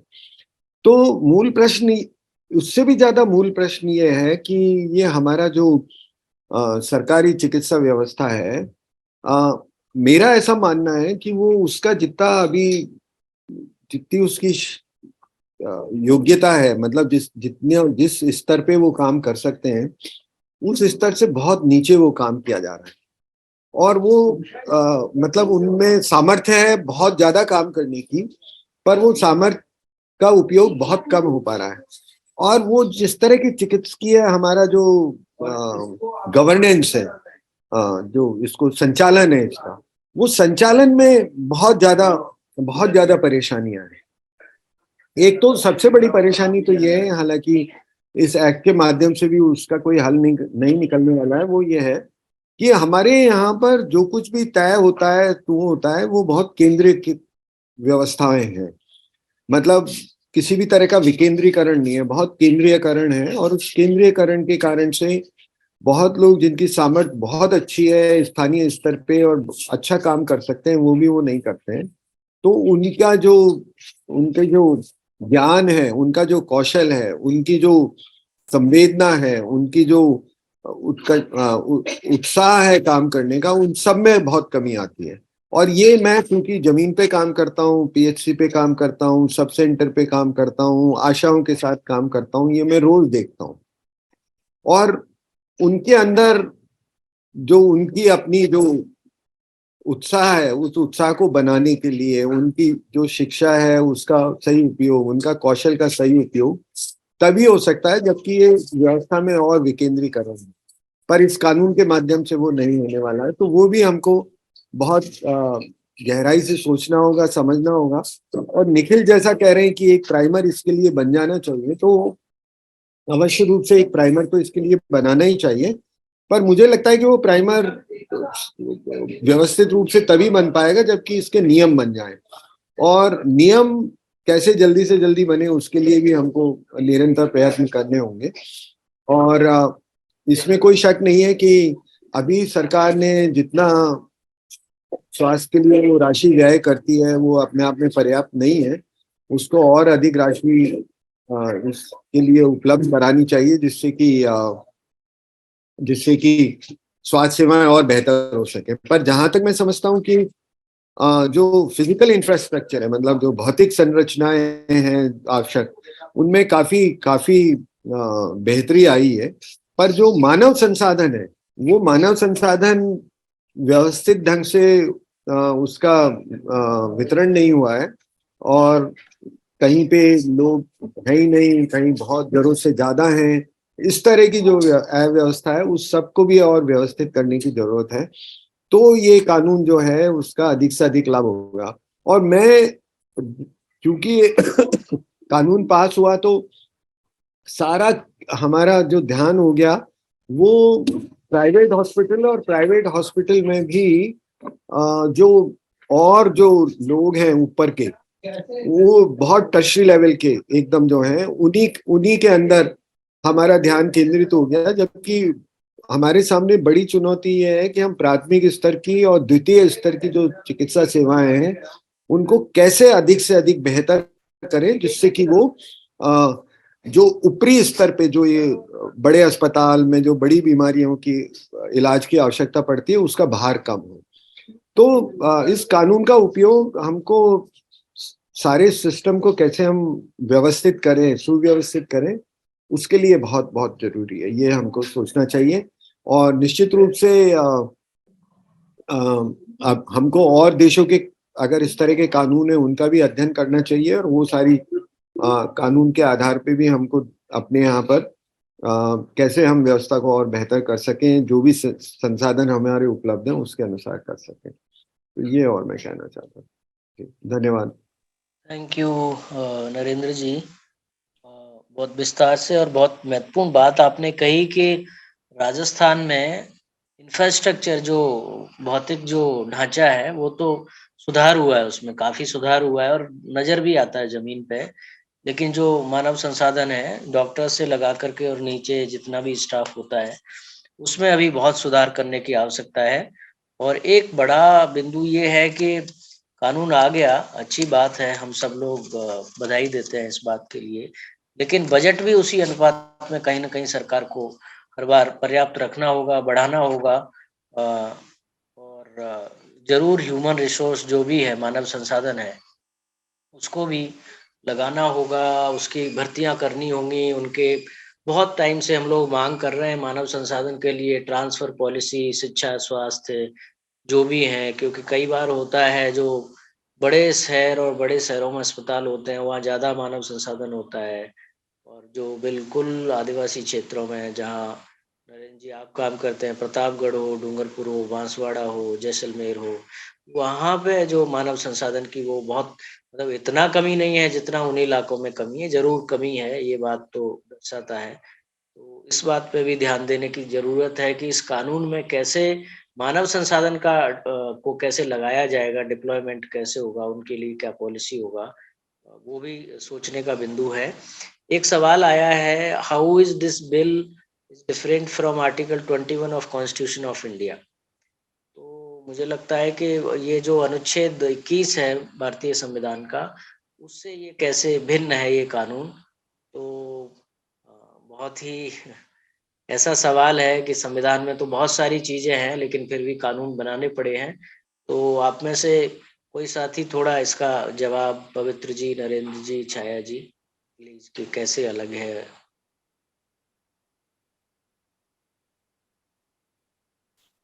तो मैं थोड़ा सा कोशिश करती हूँ ये समझाने की कि ये कैसे अलग है। यूं देखा जाए तो जो आर्टिकल 21 है जो हमें जीने का अधिकार देता है, उसी में से स्वास्थ्य का अधिकार भी अब तक हम प्राप्त करते थे। तो कोई अलग से या स्पेसिफिकली हमारे संविधान में कहीं ऐसा लिखा नहीं हुआ स्वास्थ्य का अधिकार, इस तरह से कोई अधिकार नहीं दिया हुआ था। पर जो आर्टिकल 21 जो हमें जीने का अधिकार देता है उसमें से ही हम स्वास्थ्य के अधिकार को अभी तक समझ रहे थे या जान रहे थे। पर अगर आप उस आर्टिकल 21 को देखेंगे तो उसमें कोई ऐसी स्पष्टता नहीं है कि जब स्वास्थ्य का अधिकार हम कहते हैं तो उसमें क्या चीजें शामिल होंगी, क्या चीजें इंक्लूड होंगी, कोई विस्तृत रूप से उसमें उसका वर्णन नहीं है। पर अब अगर राजस्थान में ये जो कानून आया है, ये एक विस्तृत तरीके से हमको बताता है कि अगर स्वास्थ्य का अधिकार हमको मिल रहा है तो उसमें क्या चीजें शामिल हैं, रोगी के अधिकार क्या है, सरकार की जिम्मेदारियां क्या हैं, या जो चिकित्सक हैं उनके अधिकार क्या होंगे, उनकी जिम्मेदारियां क्या होंगी, और इन अधिकारों को प्राप्त करने के लिए सरकार क्या कदम उठाएगी। तो वो सारी चीजें बहुत विस्तृत तरीके से इसमें बताई हुई है। तो अब कोई भी एक व्यक्ति, कोई भी एक लेमैन जो समझना चाहता है कि स्वास्थ्य का अधिकार से क्या अर्थ है, उसका क्या मतलब है, उसमें क्या चीजें शामिल हैं, उसको क्या मिलना चाहिए, क्या नहीं मिलना चाहिए, तो वो इस कानून के जरिए और स्पष्ट हो जाता है। तो एक क्लैरिटी आती है और चीजें बहुत तरीके से निर्धारित अब हो जाती हैं कि सरकार के क्या कमिटमेंट्स हैं और रोगियों को क्या मिलेगा उस कमिटमेंट के जरिए। तो मुझे लगता है फर्क उस तरह से कोई अलग चीज नहीं है। बस ये है कि अब वो उसको एक कानूनी जामा मिल गया है, वो और एक विस्तृत तरीके से हमारे सामने रख दिया गया है कि उस अधिकार के द्वारा हमें क्या चीजें मिलनी तय हैं, नहीं मिलती हैं तो क्या होगा, वो भी और स्पष्ट हो गया है। तो मुझे लगता है इस तरह से ये कानून और इम्पोर्टेंट हो जाता है। नरेंद्र जी और पवित्र जी इसमें और अगर स्पष्टता लाना चाहें। हाँ बिल्कुल, कुछ जोड़ना चाहते हैं पवित्र जी और नरेंद्र जी?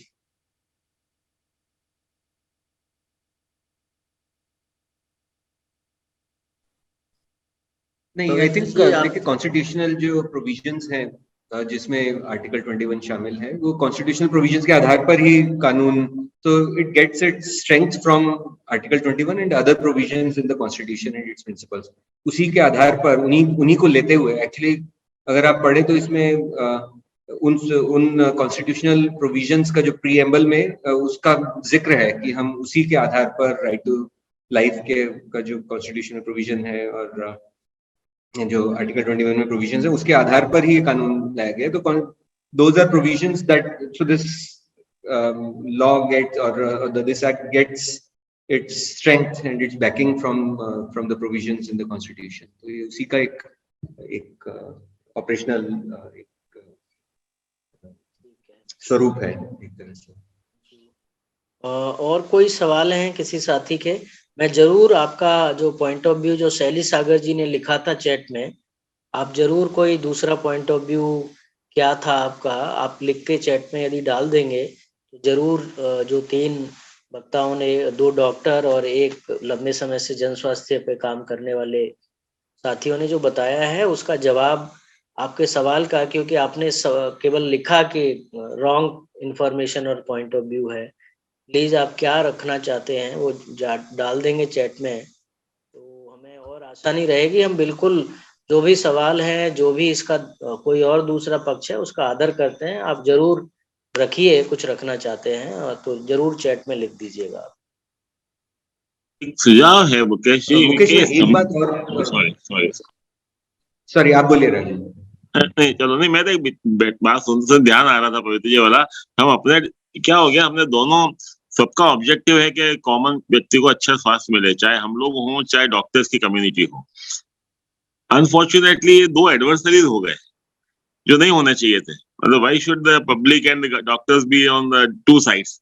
अब ये मैं अगली जो अपनी डिस्कशन हो, कभी मे बी थ्योरेटिकल प्रोपोजिशन और मे बी आइडियलिस्टिक थिंकिंग, जब भी हम कभी मिले 100-150 लोग हो तो हो सकता है आईएमए के रिप्रेजेंटेटिव को भी मिलेंगे, उनको भी बुलाइए, क्या बात है, बैठ के क्यों नहीं अपन इस तरह के वेबिनार के बेसिस पर भी अगर कोई viewpoint, we should appreciate each others viewpoint better. तभी, क्योंकि कोई भी कानून लागू करने में अगर ऑनरशिप बनती है, सबके बनती है, अगर मेडिकल फ्रेटर्निटी भी ऑन करती है इस कानून को या इस व्यवस्था को, तो it will be very easy to implement, because ultimately दोनों का पर्पस, चाहे हम इस साइड में हो चाहे उस साइड में, purpose is to see that everybody in the country gets a good better quality of health. तो ये संभव है क्या?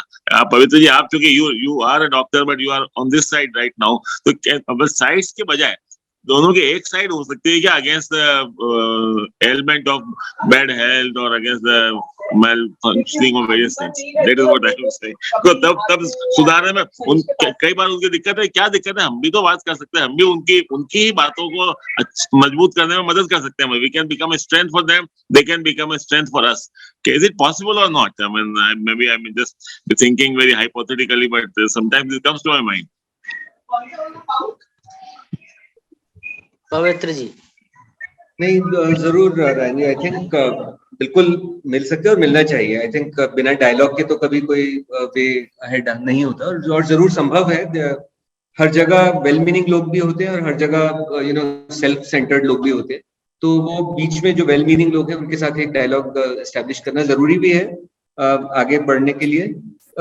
बस ये है कि अभी जैसे जब टेम्पर्स काफी बढ़ गए थे और बहुत सारे लोग फिर उसमें एक भेड़ चाल में लोग इकट्ठे हो गए प्राइवेटली, जब आई थिंक डॉक्टर नरेंद्र ने भी बीच में शेयर किया था कि जब प्राइवेटली उन्होंने काफी लोगों से बात किया तो लोग या तो अनभिज्ञ थे या फिर सपोर्ट में भी थे काफी लोग, लेकिन जब एक भेड़ चाल में कई बार दोनों तरफ से फिर एक हार्ड पोजीशन ले ली जाती है और मिलके करना जरूरी है। इनफैक्ट आई थिंक हमारे इस ऑपोजिशन जो मतलब जो डॉक्टर्स के ऑपोजिशन के कारण कुछ मुख्य मुद्दे एक्चुअली छूट गए, जो कि सरकार जो बोलते हैं ना कि दो की लड़ाई में जो सरकार को एक्चुअली अकाउंटेबिलिटी थी कुछ चीजों की, जो छाया जी ने भी उजागर करी कि बजट का प्रोविजन नहीं है, टाइमलाइंस नहीं है, तो उन मुद्दों पे एक्चुअली लड़ने की बात थी।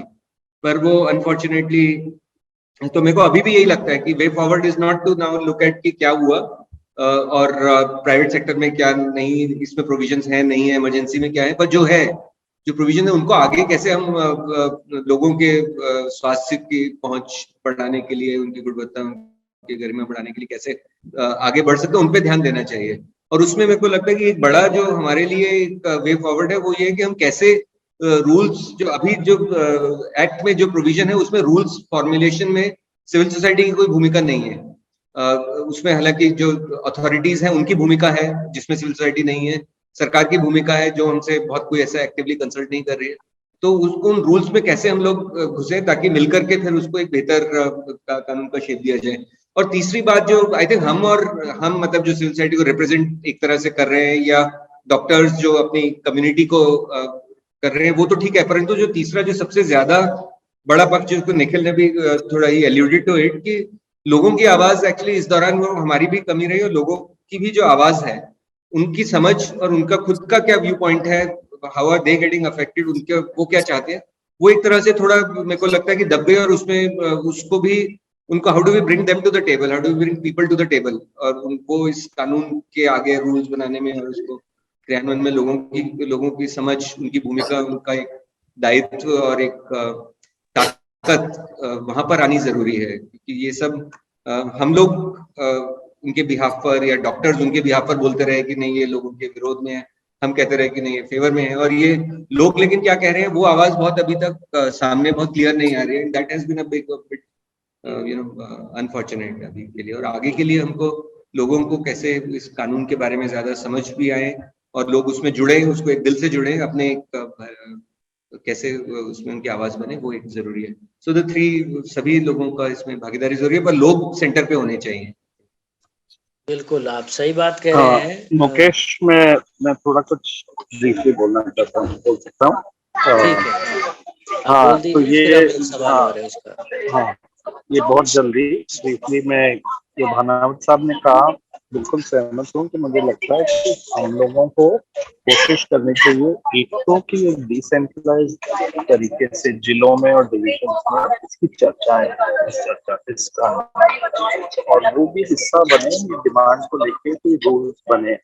और भानावत साहब ने पहले कहा था कि उनको डाउट है कि ये सरकार इस समय रूल्स बनाएगी, लेकिन मेरे ख्याल में सिविल सोसाइटी पीछे पड़ेगी तो ही रूल्स बनेंगे, नहीं तो कोई नहीं होने वाला है इसको रूल्स बना के इसको लागू करवा। कानून पारित हो गया तो बने और उसमें हमारी भागीदारी, हमें डिमांड करनी है। कई बार हमें बाहर रखा जाता है, लेकिन हम कम से कम रूल्स के बनाने में उस प्रक्रिया में हम जुड़े, प्रोसेस का हिस्सा बनाए। दूसरा मैं डालूंगा मुकेश, मैं आपको भेजूंगा कि जब पब्लिक हेल्थ एक्ट इंग्लैंड में आया तो एक बहुत सुंदर कोटेशन है जो अंग्रेजी में है, लेकिन मैं चाहूंगा आप शेयर करें और यदि आपकी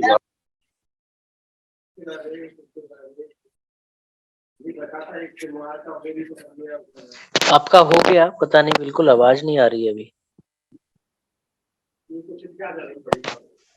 हाँ शायद वो निकल गया, उनकी नेटवर्क इशू, सफर में है वो, अभी दिल्ली जा रहे हैं। ओके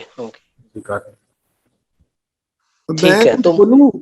जी हाँ बोलिए आप। हाँ, ये तो मुख्य रूप से जो मैं कहना चाह रहा था कि जो भानावत साहब कह रहे हैं वो तो एकदम आइडियल सिचुएशन है। मतलब उससे अच्छा तो कोई हो ही नहीं सकता कि सब मिलकर के ये सोचे कि कैसे हम सब चीज बेहतर करें और एक दूसरे की जो स्थितियां हैं उनको समझें और उस स्थिति को समझ करके इसको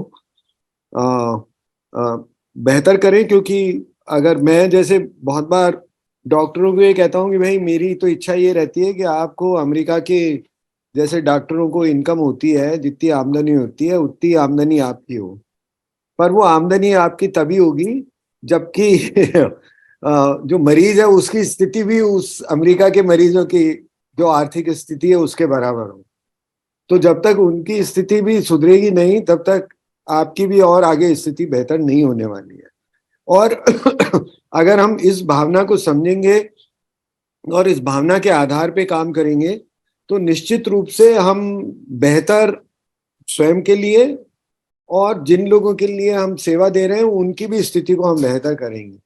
पर ये भावना जागृत करना अपने आप में एक चुनौती बना हुआ है, और केवल इसी स्वास्थ्य के चिकित्सा के क्षेत्र में नहीं, ये सभी क्षेत्रों के लिए उसी प्रकार से लागू है। और ये जो भावना है, ये जो बनी हुई है आज, जो जिस तरह की सोच, कैसे उसको परिवर्तित किया जाए और वो इसको महसूस करें कि अगर कोई गरीब या कोई निर्धन जो जिसके पास साधनों की कमी है, अगर वो उसी व्यवस्था में रहेगा तो उसका प्रभाव हमारे ऊपर भी आएगा। ऐसा नहीं है कि हमारे ऊपर प्रभाव नहीं आएगा, क्योंकि अगर सड़कें खराब है तो वो ऐसा नहीं है कि केवल सड़कें जो निर्धन है उसी को परेशान कर रही हैं, वो जो बेहतर स्थिति में आर्थिक रूप से उसको भी परेशान कर रही हैं। चिकित्सालय अगर ठीक ढंग के काम नहीं कर रहे हैं, हालांकि बहुत तो अब निजी चिकित्सालय हैं, पर फिर भी आपको कभी जब भी ऐसी भी स्थिति आएगी कि आपको सरकारी चिकित्सालयों में जाना पड़ेगा और उनकी स्थिति अगर ठीक नहीं होगी तो आपको उसको भी वहन करना होगा। तो कहने का तात्पर्य ये है कि एक भावना कैसे इस तरह की जागृत हो, वो एक बड़ी चुनौती है। और ये बात हमको चिकित्सकों को तो इस बारे में बतानी ही चाहिए, और मैं तो लगातार बताता रहा हूँ। और मैं तो चिकित्सकों का जो चित्तौड़गढ़ का संगठन है, वहां पर उनके साथ मैंने काफी विस्तार से बात की, और वो निजी रूप से सब मेरी जो बात मैं कह रहा था उससे वो सहमत हो रहे थे। पर चूंकि पूरी की पूरी एक संगठन है और उनका जो संगठन का निर्णय होगा, और जो संगठन का निर्णय भी जो होगा वो जयपुर में होगा या दिल्ली में होगा, उसी की हमको पालना करनी होगी। तो ये जो बनी हुई है इस तरह की जो संगठन, उन संगठनों से हमको बातचीत करने की जरूरत भी पड़ेगी, ये मैं सोचता हूँ। तो इंडिविजुअल भी करें, पर उन संगठनों के साथ भी हमको बात करनी पड़ेगी, और उनसे सामूहिक रूप से हमको कोशिश करनी चाहिए कि वो सामूहिक रूप से इसके पक्ष में आने लगे, जिससे कि एक बेहतर स्थिति बने। जी, बस यही कहना। धन्यवाद। थैंक यू नरेंद्र जी। बहुत बढ़िया। शायद निखिल जी का यही उनकी जितनी आवाज आई कि कैसे जिलों में मीटिंग करें और नियम जल्दी बने और इसको लागू करने में हम सब लोग जितना भी हमारे ताकत एफर्ट्स लगा सकते हैं करें। एक सवाल और भाविन जी की तरफ से आया है कि जब लगभग 50 बिस्तर वाले अस्पताल ही आरटीएच के दायरे से दूर है, तो जो छोटे-छोटे कस्बे हैं दूर दराज के, उनमें स्वास्थ्य की सुविधा की स्थिति में कोई परिवर्तन नहीं होने वाला, तो आरटीएच का छोटे कस्बे और गांव में रहने वाले लोगों के लिए उसका क्या अर्थ है?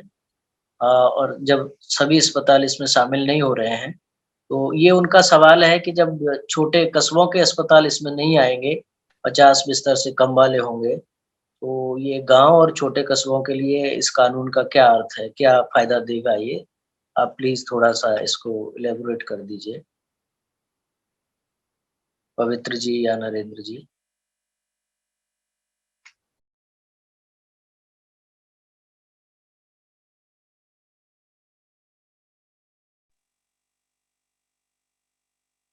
पवित्र जी हैं आप?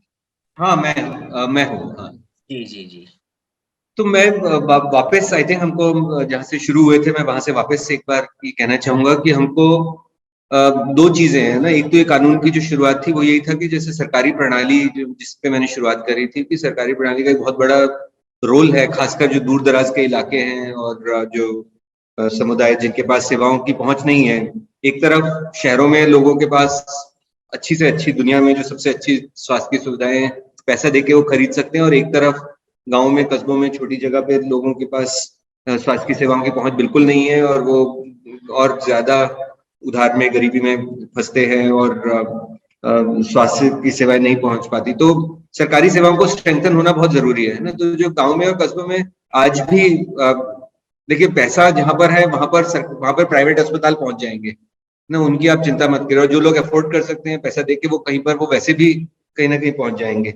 लेकिन सरकारी सेवाएं जहाँ पे प्राथमिक स्वास्थ्य केंद्र का, सामुदायिक स्वास्थ्य केंद्र का, डिस्ट्रिक्ट अस्पताल का एक बहुत बड़ा नेटवर्क है देश में और राजस्थान में। और जो नरेश जी ने भी कहा कि उस पर बहुत उसका इंफ्रास्ट्रक्चर काफी ठीक ठाक है। मैंने बहुत राज्यों के स्वास्थ्य प्रणालियां देखी है। राजस्थान की जो स्वास्थ्य प्रणाली है उसमें जो इंफ्रास्ट्रक्चर है, लोगों की जो ओवरऑल उपलब्धता है वो काफी है और बहुत सारे राज्यों के मुकाबले कहीं ज्यादा है।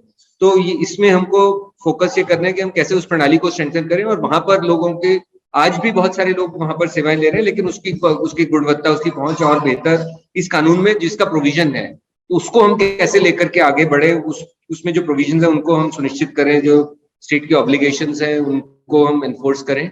तो उस पर हम ध्यान देंगे तो हमको जो गांव में और कस्बों में जो लोग हैं उनको उन तक स्वास्थ्य की पहुंच बेहतर हो पाएगी। दूसरी बात ये भी हमको वापस से ध्यान रखने की बात है कि ये केवल सेवाओं की बात नहीं है और वो भी केवल सेकेंडरी टर्शरी अस्पताल में भर्ती होने की बात नहीं है। ये है रोज रोज जो स्वास्थ्य की सेवाओं की हमको जरूरत होती है। हमको स्वस्थ रहने के लिए जानकारी की जरूरत है, हमको टीकों की जरूरत है, हमको गर्भ निरोधक साधनों को व्यवहार बदलाव की जरूरत है, हमको सामान्य स्थितियां जो कि आगे नहीं बढ़े। एक उदाहरण के तौर पर अगर ब्लड प्रेशर कोई एक आपके प्राथमिक स्वास्थ्य केंद्र में अगर समय पर लिया जाता है तो आगे आपका किडनी डैमेज होना, आपका स्ट्रोक, उन सबको बचा सकता है। तो एक प्राथमिक स्वास्थ्य केंद्र ऐसा हो जहां पर ये सारी सुविधाएं हो, जहां पर ब्लड प्रेशर नापा जा सके, जहां पर उसका इलाज हो, उससे बचाव के तरीके बताए जा सके, तो हमारे 90% के करीब हमारी जरूरत जो आज अस्पतालों पे है वो कम होगी। और वो सब जो है वो सरकारी सेवाएं ही ज्यादा कर सकती है, क्योंकि प्राइवेट अस्पतालों का अल्टीमेटली वो बहुत उनका इसमें इंटरेस्ट नहीं है कि वो एक कम दाम पर और घर के पास इलाज करे, और वो स्ट्रक्चर्ड भी नहीं है। बड़े अस्पतालों का उद्देश्य है कि जब व्यक्ति बहुत बीमार हो तब उसका इलाज किया जाए।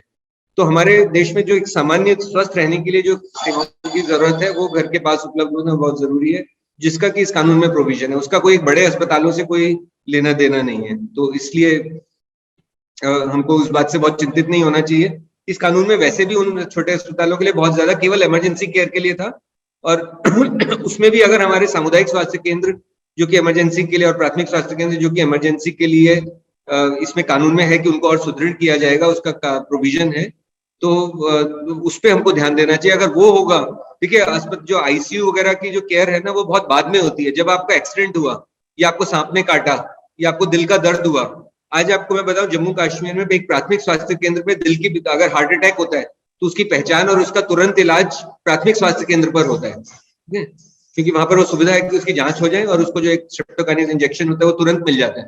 तो ये बहुत कुछ संभव है प्राथमिक स्वास्थ्य केंद्र, अगर एक वो प्रणाली सुदृढ़ होगी। आईसीयू में जाएंगे अगर आप 4 घंटे बाद, तो वहां पे अच्छे से अच्छे आईसीयू में पैसा खर्चने के और 4 दिन वेंटिलेटर के अलावा आपको कोई बचाव नहीं होगा। लेकिन जहां पर आपकी आपातकालीन स्थिति हुई, आपने देखा होगा दुर्घटना में भी जो बिल्कुल पास में जो व्यक्ति है, प्राथमिक उपचार है, प्राथमिक स्टेबलाइजेशन है, जो कि एक प्राथमिक स्वास्थ्य कार्यकर्ता और प्राथमिक स्वास्थ्य केंद्र में हो सकता है, वो अगर सुनिश्चित हो तो हमारा आगे का बहुत उसकी रिलायंस और उसका फायदा बहुत ज्यादा उस तरफ है। तो हमको वहां पर ध्यान देने की बहुत जरूरत है। We should not be misled by this whole conversation कि अस्पतालों का क्या होगा। 90% ऑफ द टाइम्स हमको टर्शरी केयर की जरूरत नहीं है, और अगर होती है तो उसमें आउटकम भी बहुत एडवर्स होता है। तो अगर हम ये प्रणाली जो प्राथमिक स्वास्थ्य की है, सामुदायिक स्वास्थ्य की है, वो अगर हम उस पर ध्यान दें तो हमारे बहुत सारी समस्या सॉल्व हो जाएगी, जो जिसका कि इस कानून में प्रोविजन है। अब वो होगा नहीं होगा ये हमारे पे निर्भर करेगा कि हम कैसे उस बात को लोगों तक पहुंचे। बिल्कुल बिल्कुल। तो ये जो नीचे का प्राथमिक सब सेंटर और प्राथमिक स्वास्थ्य केंद्र सुधरेंगे, उसमें अच्छी सुविधा मिलने लगेगी। ये भी एक बड़ी बात, जो जरूरी नहीं है कि प्राइवेट अस्पताल में ही हम जाएं या इलाज लें। बहुत अच्छा है ये बहुत जानकारी जरूरी है ये सबके लिए कि हमारा आधारभूत ढांचा, उसकी व्यवस्था सुधरेगी। ये इस कानून का एक मकसद है। बहुत धन्यवाद पवित्र मोहन जी। अरुणा जी कुछ बोलना चाह रही हैं। अरुणा जी ने हाथ खड़ा किया है काफी देर से, तो प्लीज आप अपनी बात रखें। मैं ये कहना चाह रही थी कि इससे पहले तो बहुत बहुत शुक्रिया कि आपने आज ये इस चर्चा का आयोजन किया, क्योंकि बहुत सारी चीजें पढ़ने लिखने के बाद भी एक तकनीकी जिसको पढ़ने की भयंकर दिक्कत होती है। कई सारी चीजें जो उसके जो समझदार हैं उनके लिए बहुत साधारण लगता है, मगर जो असमझ है उनके लिए बहुत दिक्कत वाली होती है। मगर आप अंदाज लगाइए, जो हमारे ज्यादातर लोग हैं जो अनपढ़ हैं या अनपढ़ हैं या कम पढ़े लिखे हैं, जैसे भी आप परिभाषित करें, उन तक मुद्दा पहुंचाने के लिए अभी मुझे लगता है कि हम लोगों को ये आज की जो चर्चा हुई इसी किस्म के छोटे छोटे कैप्सूल्स बना के आपको सुनने लायक उनको भेजना चाहिए, क्योंकि हमें ये नहीं भूलना है कि हमारा ओरल ट्रेडिशन अभी भी जिंदा है इस देश में। हम लोग सुनते हैं तो समझते हैं, हम पढ़ के बहुत कम समझते हैं, खासकर राजस्थान में तो बहुत कम है पढ़ के समझने की आदत। तो मुझे लगता है कि आज जो बहुत अच्छा ये पूरा कार्यक्रम हुआ है, इसके कैप्सूल्स 2 मिनट 3 मिनट 4 मिनट के ना केवल इसके बने, हेल्थ लॉ के बारे में नहीं बने, मगर और भी कई सारी चीजें जो हम समझते नहीं है उनके बारे में भी बनाया जाए। और हेल्थ बहुत ही एक इशू है जिसमें हर इंसान का कहीं ना कहीं रुचि होता है, और उसके भी बहुत सारे प्रश्न होते हैं जिसको वो समझता नहीं है। वो उसको पूछने के लिए भी कोई ऐसा मंच नहीं है जहाँ वो जाके, उसको लगता है कि बहुत साधारण चीज है, ये बहुत शायद नजरअंदाज कर देंगे, और डॉक्टर से पूछने के लिए झिझक है, डॉक्टर के पास पहुंचना मुश्किल है, डॉक्टर के पास जाए तो या तो भीड़ है या पैसा देना पड़ता है। तो मुझे लगता है हम लोगों को एक मंच, जैसे मैं डॉक्टर्स के लिए जो खास हमारे बीच में है और जन स्वास्थ्य अभियान से मैं कहना चाहती हूँ, एक हेल्पलाइन या एक ऐसा एक मंच तैयार करना चाहिए। तो उसपे हम लोग, कोई भी जना हो, कोई भी प्रश्न हो, कहीं किसी के कैंसर हो गया है, कहीं किसी के कुछ इलाज है, कोई किसी का कुछ प्रश्न है, कोई कानून है, कोई नियम है, कोई अधिकार है, कोई व्यवस्था है, उसके बारे में पूछने के लिए वहां पहुंच सके।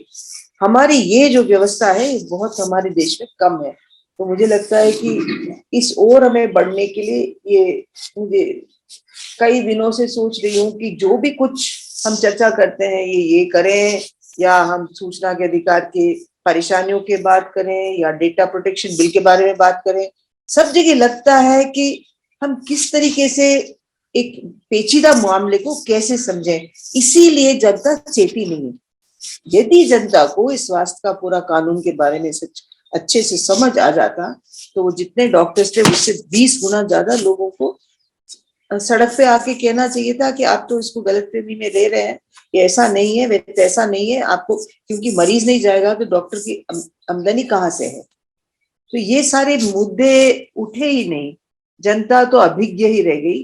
तो मुझे लगता है इसके लिए हम लोगों को एक बहुत बड़ा हेल्थ एजुकेशन प्लान बनाना पड़ेगा, और उसी की वजह से मैं आज बात की हूँ। वैसे आज जो चर्चा हुई बहुत अच्छी हुई, और मुझे तो खुद के लिए तो बहुत जानकारी बहुत अच्छी मिली है, तो उसके लिए बहुत शुक्रिया।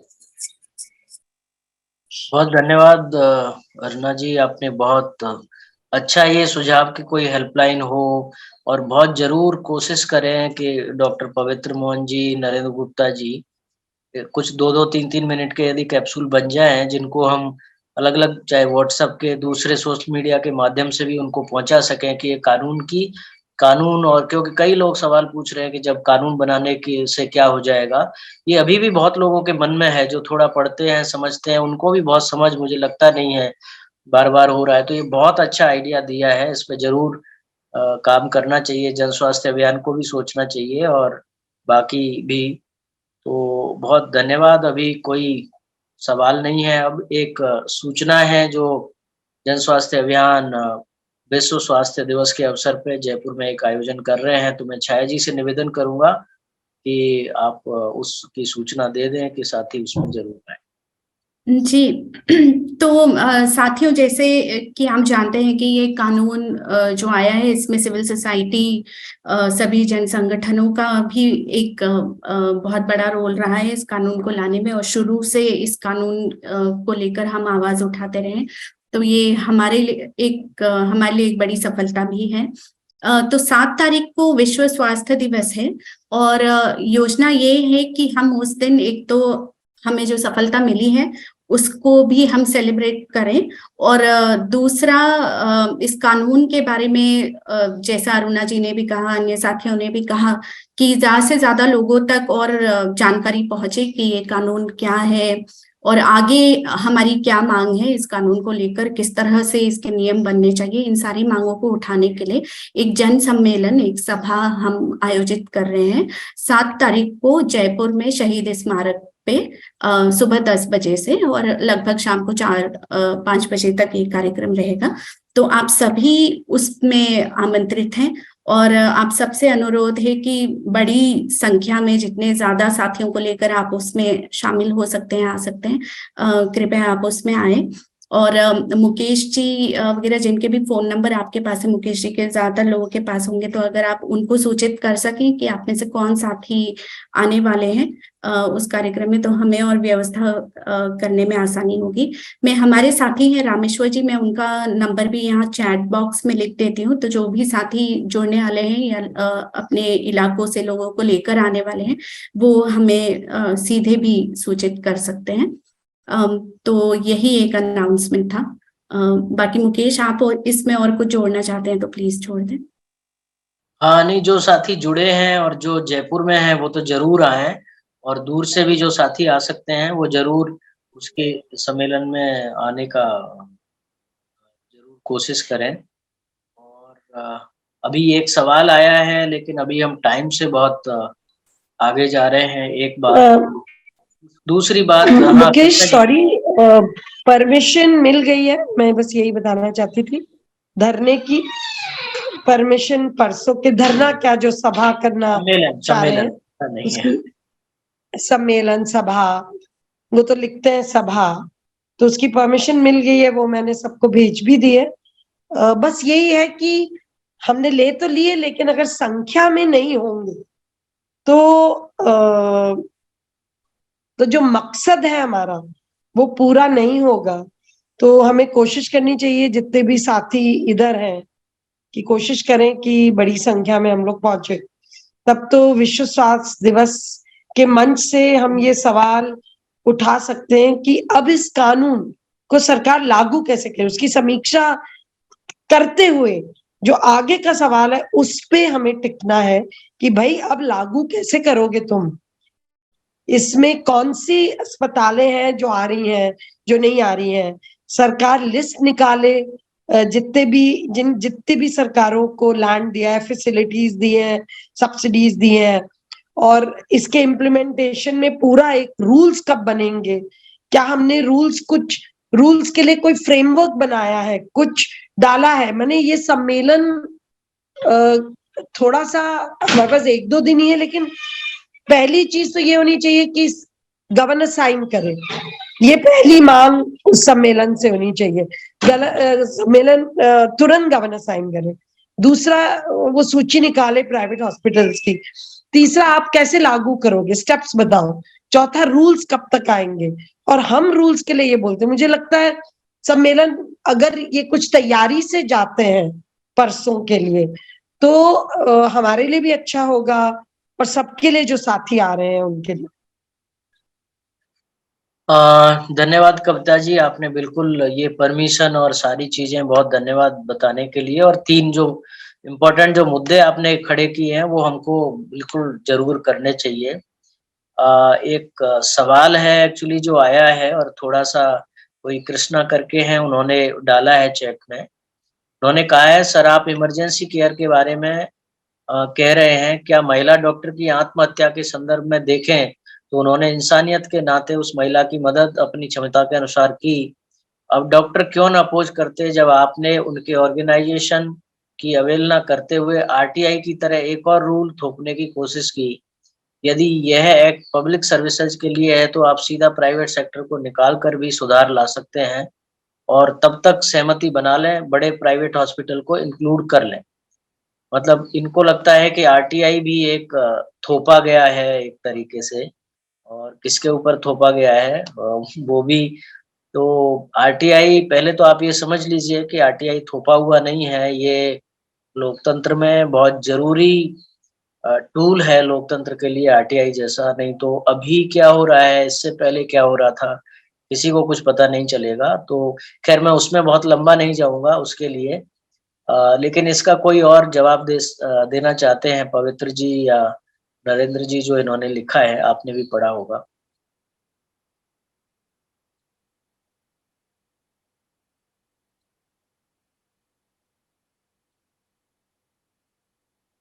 हम हमेशा डिबेट के लिए और मैं शुभम को अभी एक तरीके से ये ओवर करूंगा कि वो सब वक्ताओं का धन्यवाद। और एक निखिल जी ने वो जब इंग्लैंड में ये बिल पास हुआ था तो उन्होंने भेजा है, मैं सबके लिए पढ़ देता हूँ एक बार। National health service, your new national health service begins on 5th July. What is it, how do you get it. तो आपकी जो राष्ट्रीय स्वास्थ्य सेवा है वो 5 जुलाई से शुरू होगी। ये क्या है और आप इसे कैसे ले सकते हैं, इसके बारे में लिखा है नीचे। It will provide you with all medical, dental and nursing care. Everyone, rich or poor, man, woman or child can use it or any part of it. There are no charges except for a few special items. There are no insurance qualification, but it is not a charity. You are all paying for it mainly as taxpayers, and it will relieve your money worries in time of illness. वो यही कह रहे हैं कि ये आपको स्वास्थ्य, दांत की और नर्सिंग की सुविधा प्रदान करेगा। चाहे कोई गरीब है, चाहे कोई अमीर है, महिला है, पुरुष है, बच्चे हैं, वो सभी और देश के किसी भी हिस्से में ले सकते हैं ये सुविधाएं।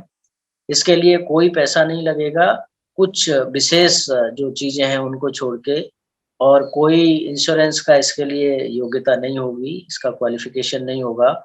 और हम वो ये भी कह रहे हैं कि ये कोई चैरिटी नहीं है, ये कोई दान नहीं है, ये आपके ही पैसे से, क्योंकि आप इसके लिए पैसा दे रहे हैं और आप जो करदाता हैं, जो टैक्स पेयर हैं, उनसे ही, उन्हीं के पैसे से ये सारा व्यवस्था हो रहा है। तो आप बीमारी के समय किसी भी तरीके की धन के नहीं होने की चिंता बिल्कुल भी नहीं करें।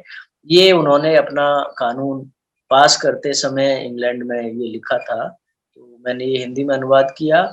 अब मैं शुभम को ये सौंपता हूँ। हम ऑलरेडी एक तरीके से 19-20 मिनट और लेट हो गए हैं, तो शुभम जी, आखिर में। मुकेश जी धन्यवाद। हम बहुत, आप सभी का बहुत बहुत धन्यवाद, जितने भी हमारे साथ वक्ता जुड़े हैं, डॉक्टर नरेंद्र गुप्ता जी, डॉक्टर पवित्र मोहन जी, छाया पचौली जी, मुकेश जी का भी बहुत बहुत धन्यवाद। आपने इस मीटिंग को बहुत ही अच्छे तरीके से संचालित किया है। और साथ में निखिल दे जी, अरुणा जी, कविता श्रीवास्तव जी और साथ में राजेंद्र भनावत जी भी, आपका भी बहुत बहुत धन्यवाद। आपने अपना मुद्दा रखा, आपने अपना पॉइंट रखा इसमें।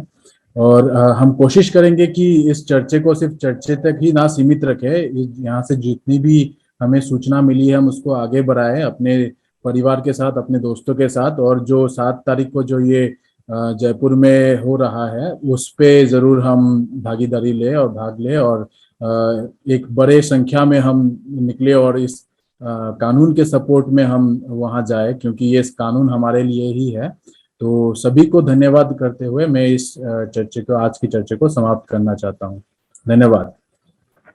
बहुत धन्यवाद। साथ ही 7 तारीख को विश्व स्वास्थ्य दिवस में जरूर आए शहीद स्मारक पे। बहुत धन्यवाद। जिंदाबाद। जिंदाबाद।